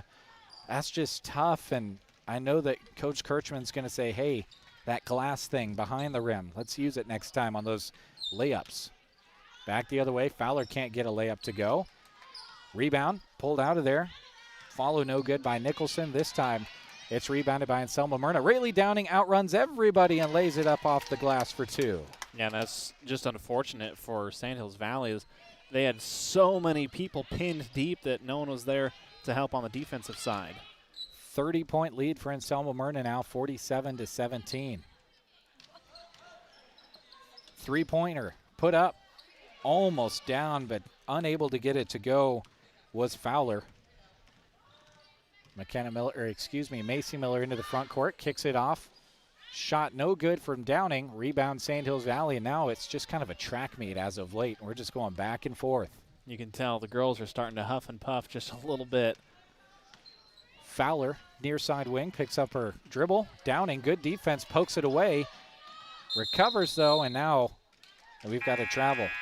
Emily Nicholson on the receiving end. Kind of one of those situations your eyes get as big as saucers when you see no defense in front of you. And the defense recovered a little bit late, but it caused her to travel. Yeah, and that's one of those really good move, and just because of the defense from Rayleigh, and that's kind of what created that. Coyotes back in the half court. 4.5 minutes to go here in the third quarter. Hadley Safranek all but mugged in the lane. Throws it away. No whistle. We're off and running. Sandhills Valley. Floria tracks it down. They skip past it all the way over. Driving in the lane is Fowler. Can't get the shot to go. She's fouled. Yeah, just a little bit out of position. I think a lot of kind of this late reaching stuff is the start of this quarter was such a sprint that both sides have yet to catch their breath. Lots of hands on hips of the 10 players out there. I'd say at least 6 of them have their hands on their hips. First one up and no good for Fowler. She'll get a look at a second as a couple of subs run in and out for both teams. I guess how Bartok run in there for Anselma Merna. Running in for Sandhills Valley came Arena Fetty. Second one for Fowler. She puts this one up and over. 47-18 our score. Chandler into the front court. Gets it off to Bartok. Controls it down to Safranek. She's got a layup, and she puts it home. Sandhills Valley back into breaking that press. They almost turn it over. Doing a good job to control it and drive down into the lane was Nicholson. She missed it, though. Rebound to Rayleigh Downing. Downing, nice pass down to Shaylin Safranek. Just threw it up a little bit too fast. Couldn't get it to go. Safranek saves it in. And Floria upset with herself. She can't believe she went for that ball because it was going to go off of the Coyotes. She touches it, and it will stay with AM. Rayleigh Downing backs up, keeps it over to Jade Chandler. Her 3 up, short. Rebound to Sandhills Valley. Bringing it up, Jalen Fowler. Across the timeline and into the half court. Fowler off to Nicholson. Nicholson with the bounce. Shaylin applies some pressure. She tries to get it out through there. Off to Bartok, quickly ahead to Shaylin. Shaylin, the run out, gets it up and over the rim, the hoop and the harm. She'll go to the line to try to score a third point. That was a great job by Carly. She was going to lose her balance and likely would have turned it over, but knew exactly what she had to do. And, you know, if you're going to turn it over, throw it into your own front court. If your teammates can't get there, then you're not allowing St. Hills Valley an easy shot. She placed it perfectly, and Shaylin's able to pay off her help. Well, and what do you do if you're not in on the rebound on the other end? You start sprinting the other direction, and that's what Shaylin was doing, and that's how she was able to score those points as she completes the three-point play on the free throw. 3:20 to go, third quarter, 52-18, the lead for Anselmo Merna. St. Hills Valley back in the half court. McKenna Miller back into the game. She pokes it away. The Mavericks control it initially, but dribbling it off her foot was Emily Nicholson. I think the official's lanyard that holds his whistle broke at some point because now he has to pull the old NBA, pull it out of his mouth when he has to talk. As it rolled across the floor just a moment ago. You would think they'd have some kind of technology where you could just, like, put it inside of your mouth or something at this point as the step-in shot is put up and in from the freshman McKenna Miller, who's having one heck of a game defensively and offensively. She gets back on defense. The wraparound pass goes into the hands of Shelby Layard. She can't get it to go. Here comes Anselmo Merna. Jade Chandler off to Shaylin Safranik. Pulls from 5 feet and scores it as we approach 2.5 to go here, third quarter. St. Hills Valley back in the half court. With the bounce, Nicholson fires up a shot, and we've got a foul underneath the basket. I think they're going to, well, let's see who the official's looking at. I think Carly's going to get the foul. She came in from the high side to box out and just kind of caught Floria's foot and knocked her down. Shaylin Safranik will go to the bench. Coming in for the first time, Michaela Myers for Anselmo Merna.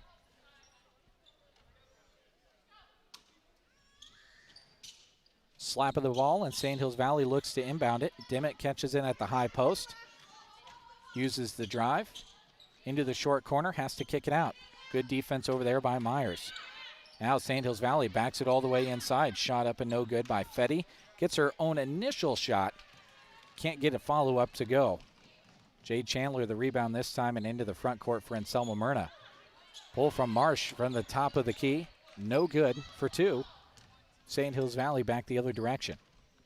Tick inside, 2 minutes to go here, third quarter. Anselmo Merna 56, St. Hills Valley 18. Nice drive. Kickoff over to Shelby Layard. Thought it was a pretty clean block from McKenna Miller. The whistle comes, and we'll have an inbounds down on the baseline. They say she was not in the shooting motion. If there was anything about a foul coming there, it would be that if there was a foul call, I would have thought she was in the shooting motion. So basically about everything about that play, I'm flipped the opposite of what actually happened. Dimmitt on the lob. One dribble. Can't get the shot to go. Gets her own miss and puts it up and in the second time. Good work for Sadie Dimmitt. Gets it to go. The senior 5'11", doing some good work down low. Now three put up by Anselmo Merna's Addison Priest. She can't get it to go. Pulled out of there by Shelby Layer. Into the front court, St. Hills Valley, and we go back the other direction. Losing it off of her leg was Jalen Fowler. And Anselmo Merna kind of shifting to their bench. A lot of their starters taking a breather now. And now this is some incredible time for these secondary players to be able to work against some really good offenses and help their team down the line when they need it. Anselmo Merna with one substitution coming in for them was Addison Priest, the last time out for St. Hills Valley. Satori Kramer into the ball game. Marsh drives it in, left it short for the rebound. Satori Kramer came out of there with it. Bartok slapped it off of her, and it will stay on the far side of the court. 59.3 seconds to go, third quarter, and Anselmo Merna in the half court. Bartok with it up top. Gets it all the way through to Michaela Myers. Can't get the shot to go. Rebound this time controlled by Satori Kramer. Into the front court comes Fowler. Kicks it out to Satori. Kramer faked the pass. Tries to get to Dimmitt. It's off of her hands. Dimmitt just reaches down and pulls it out of 5 outstretched arms. Now the Coyotes into the front court. Macy Miller tracks it down and hands it off to Bartok. 30 seconds to go, third quarter. Drive from Marsh. Left it short, can't get it to go. Rebound to Bartok. And we're back. Bartok, free throw line jumper. She can't get it to go. Rebound Fowler. Here comes Sandhills Valley. Under 20 seconds to go. Spin move in the lane. Jalen Fowler can't get the shot to go. The rebound pulled out of there by Riley Marsh. All the way ahead to Macy Miller. Miller run into, gets it out, and controlling it now is Addison Priest. Back up top to Riley Marsh. Heaves it at the buzzer. Nowhere near the rim, and we head to the fourth quarter. 56-20, the lead for Anselmo Merna. Back after this with the fourth quarter on KCNI Pure Country. Sievers Angus, Ty, Tabby, Tate, and Tilden Sievers wish the Anselmo Merna student athletes and coaches the best during this sports season. They'll be cheering on the Coyotes. Hey, feel free to contact Sievers Angus for your private treaty heifer and your Angus seed stock needs. For more information, visit SieversAngus.com. Success is born out of faith, an undying passion, and a relentless drive. Proud to sponsor this broadcast, Sievers Angus. Go Coyotes. Stomach rumbling? If you're in the Anselmo area, you're in luck. If not, turn toward Foo Bar and Grill in Anselmo. There's always something cooking, and specials change almost every day. Be sure to keep up with them on Facebook to see what specials are ahead and what's hitting the grill. Reserve ahead by messaging them on Facebook or call 749-2552. Enjoy the broadcast. Brought to you in part by Foo Bar and Grill in Anselmo. The final of 8 quarters of action here in Anselmo Merna, starting right now. The Coyotes have it in the half court. Chandler into the ball game, as are all of the starters for Anselmo Merna. I think they do this pretty often. They at least start each quarter with their starters, regardless of what the lead is, as Hadley Safranik keys up the three-pointer. Rebound pulled out of there by Satori Kramer. Sandhills Valley into the front court. They try to lob it inside, having it slap right back at her was Haley Dimmitt. Hadley Safranik with the pickoff, drives in, spins in the lane, puts up a shot, can't get it to go, gets her own miss. One dribble, puts it up and in this time around. 58-20 as we're 40 seconds into the fourth. And it's just, it's just a game that Anselmo Merna dominated from the beginning. And, if you're the one seed, it's something you got to do. But really been impressed with Sandhills Valley when they weren't turning the ball over. They looked pretty good on the offensive side. Just, unfortunately, a lot of firepower on the other end. Kramer picked up her dribble, about to get a 5-second call, and just in time, like literally as the arm was coming down for the 5th second call, coach gets a timeout over on the Sandhills Valley bench. Well, we'll take another opportunity to talk about all that we've got coming up this week at KCNI KBBN Radio, as well as our video streaming platforms. We get tomorrow off, Gavin. Woo! We get to catch our breath tomorrow, and that's our only opportunity because we've got great action coming to you Thursday, Friday, and Saturday. On Thursday, the semifinal day of MNAC coming to you from Broken Bow. It'll be Gavin, myself, and Jeff again for you, except we'll be on KBBN Radio with video streaming for you on Thursday. The 2 boys games will be first, and then the 2 girls games to determine who will play for the MNAC championship on Saturday. Sandhills Valley back out of the timeout. Almost turn it over. Kramer controls it, though, and gets it out up top. High post, drive from Nicholson. Kicks it out to Dimmitt. Dimmitt can't get the shot to go. Saving it inside was Rayleigh Downing, and tracking it down was Jade Chandler. Now Rayleigh Downing out and running. Drives. Off to Macy Miller, puts up the shot, can't get it to go. Macy gets the miss, puts it up, and scores it to make it 60-20. Running clock situation now for Anselmo Merna. Clock will continue to run in a lot of situations where it normally would stop. One of those main things being out of bounds. And even if the lead is inside of 40 from here on out, the clock will continue to run. Clock is stopped now. Maybe they'll tell whoever's running the clock, operator will, yep, there you go. I think they looked over at us. I think they did. Wait, they expect us to know the rules or something over here? Like just look to the radio announcers and say when it hits 40, do you keep running? And we just, giving them a little run it signal, and we're off and going. What if we didn't know the rules?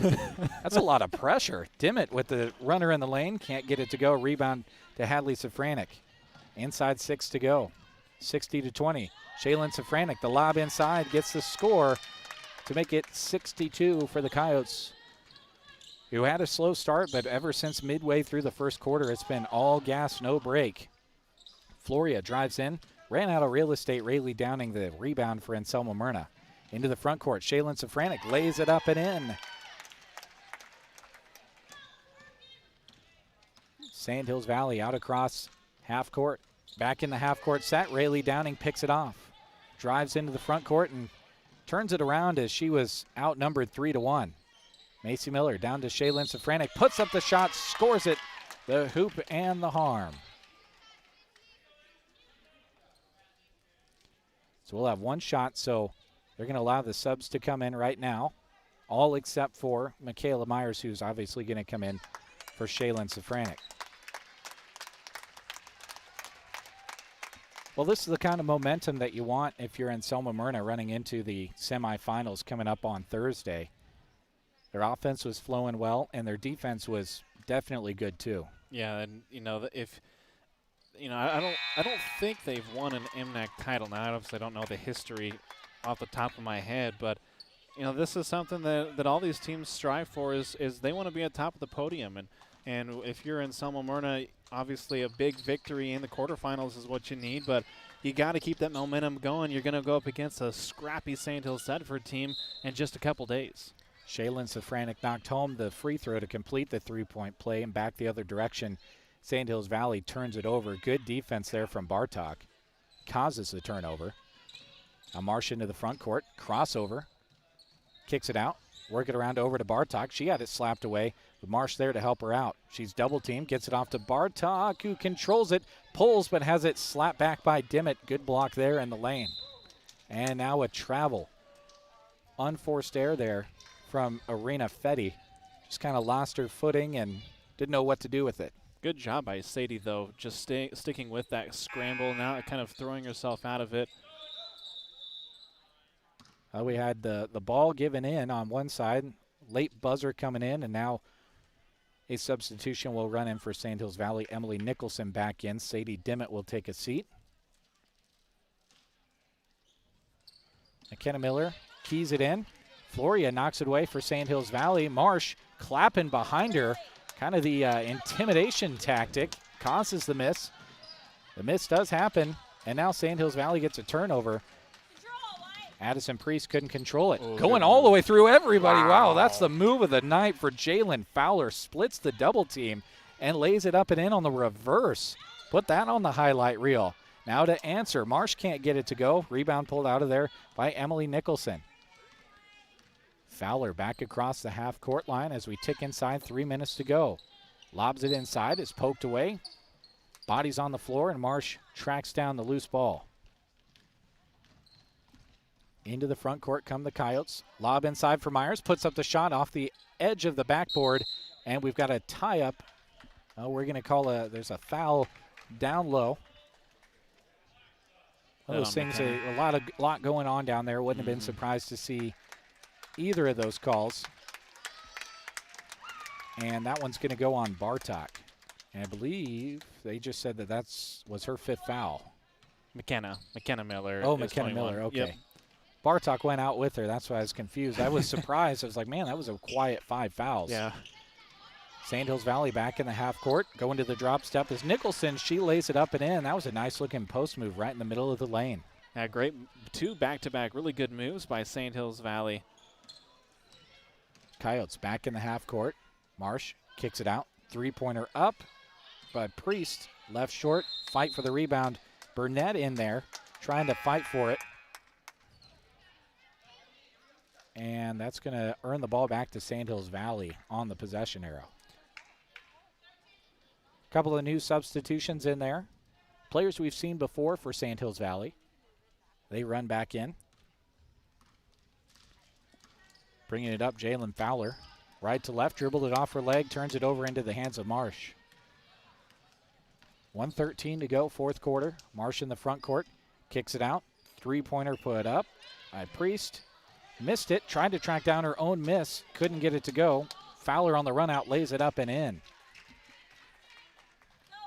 Under a minute to go here, fourth quarter. Commanding lead for Anselmo Merna. They are definitely advancing. I'm not one to put my money on things, but they're going to advance to the semifinals to be played on Thursday, and we've got a foul called on the drive of Sand Hills Valley. Or excuse me, the Coyotes. Foul is on Sand Hills Valley. One more substitution as we tick inside 30 seconds to go here in the contest. AM back in the half court.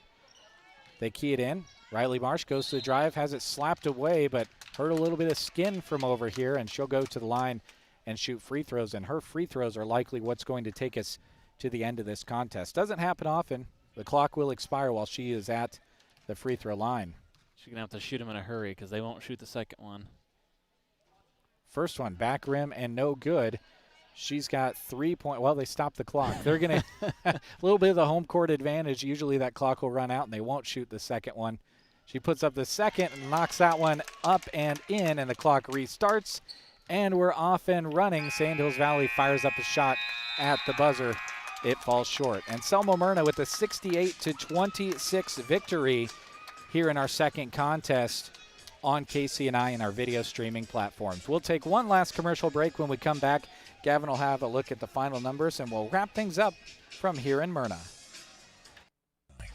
Banking time. Really? Well, yeah.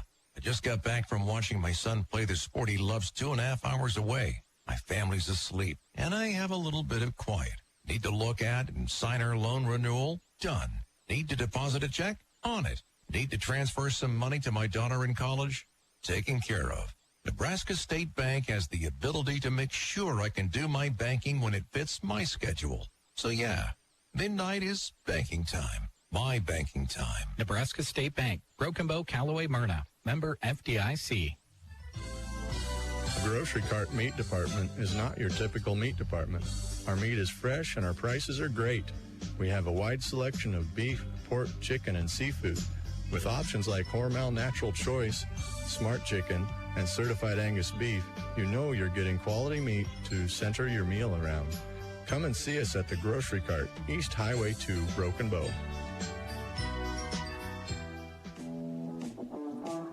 When your car gets dented, dinged, smashed, or smacked, the last thing you should have to worry about is it being in the right hands to get it fixed.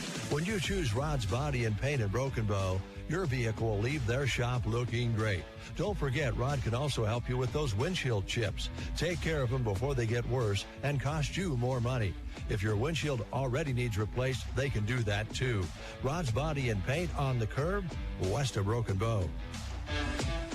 Cattle producers, AeroSeed is your one-stop shop for power fencing needs. AeroSeed has all the supplies, including high-tensile wire, posts, insulators, and energizers to build or replace a solar, electric, or battery-operated system.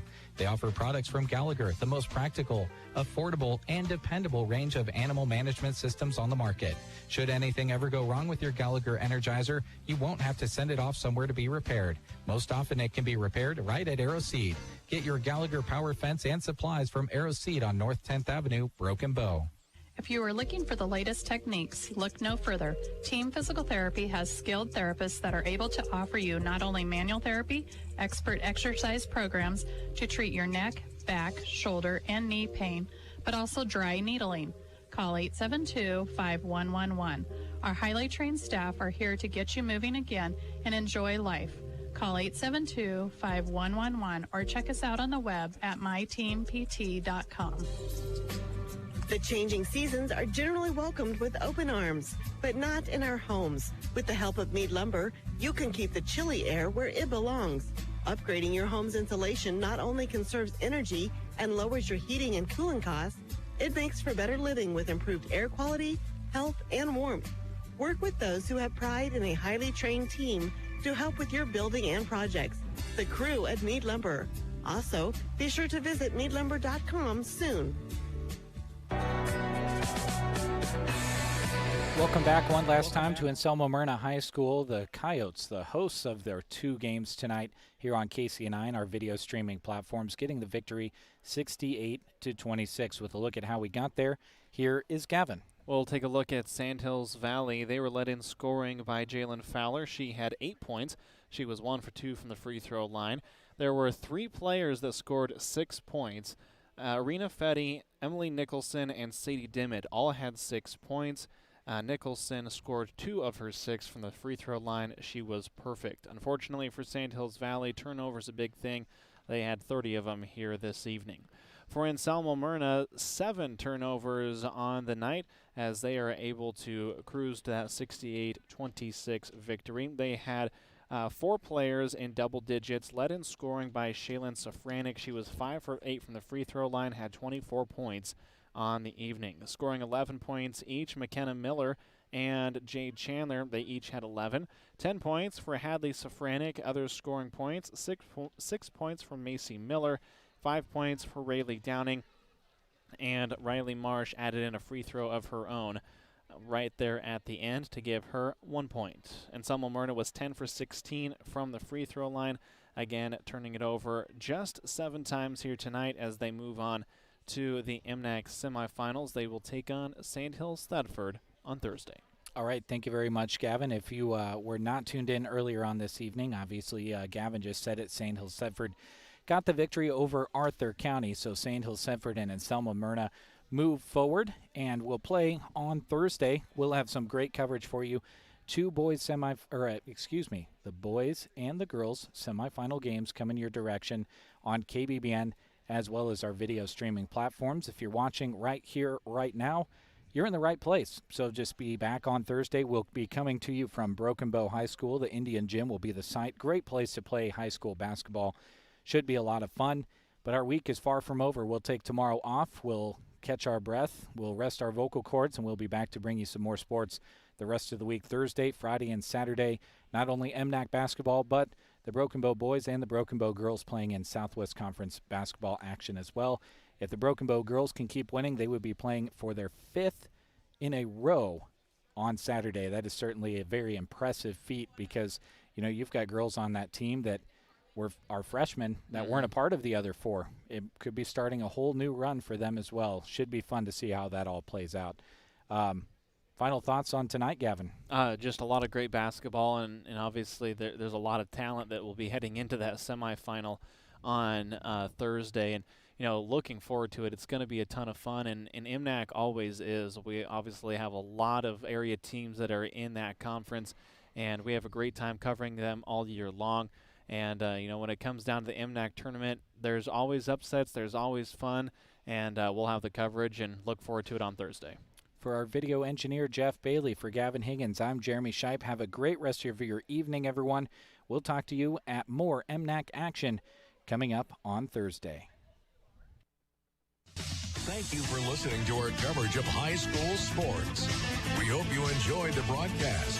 Also, a special word of thanks goes out to our sponsors who make our coverage possible. You, too, can thank those businesses by allowing them to be a service to you. Join us again next time for our continuing coverage of high school sports.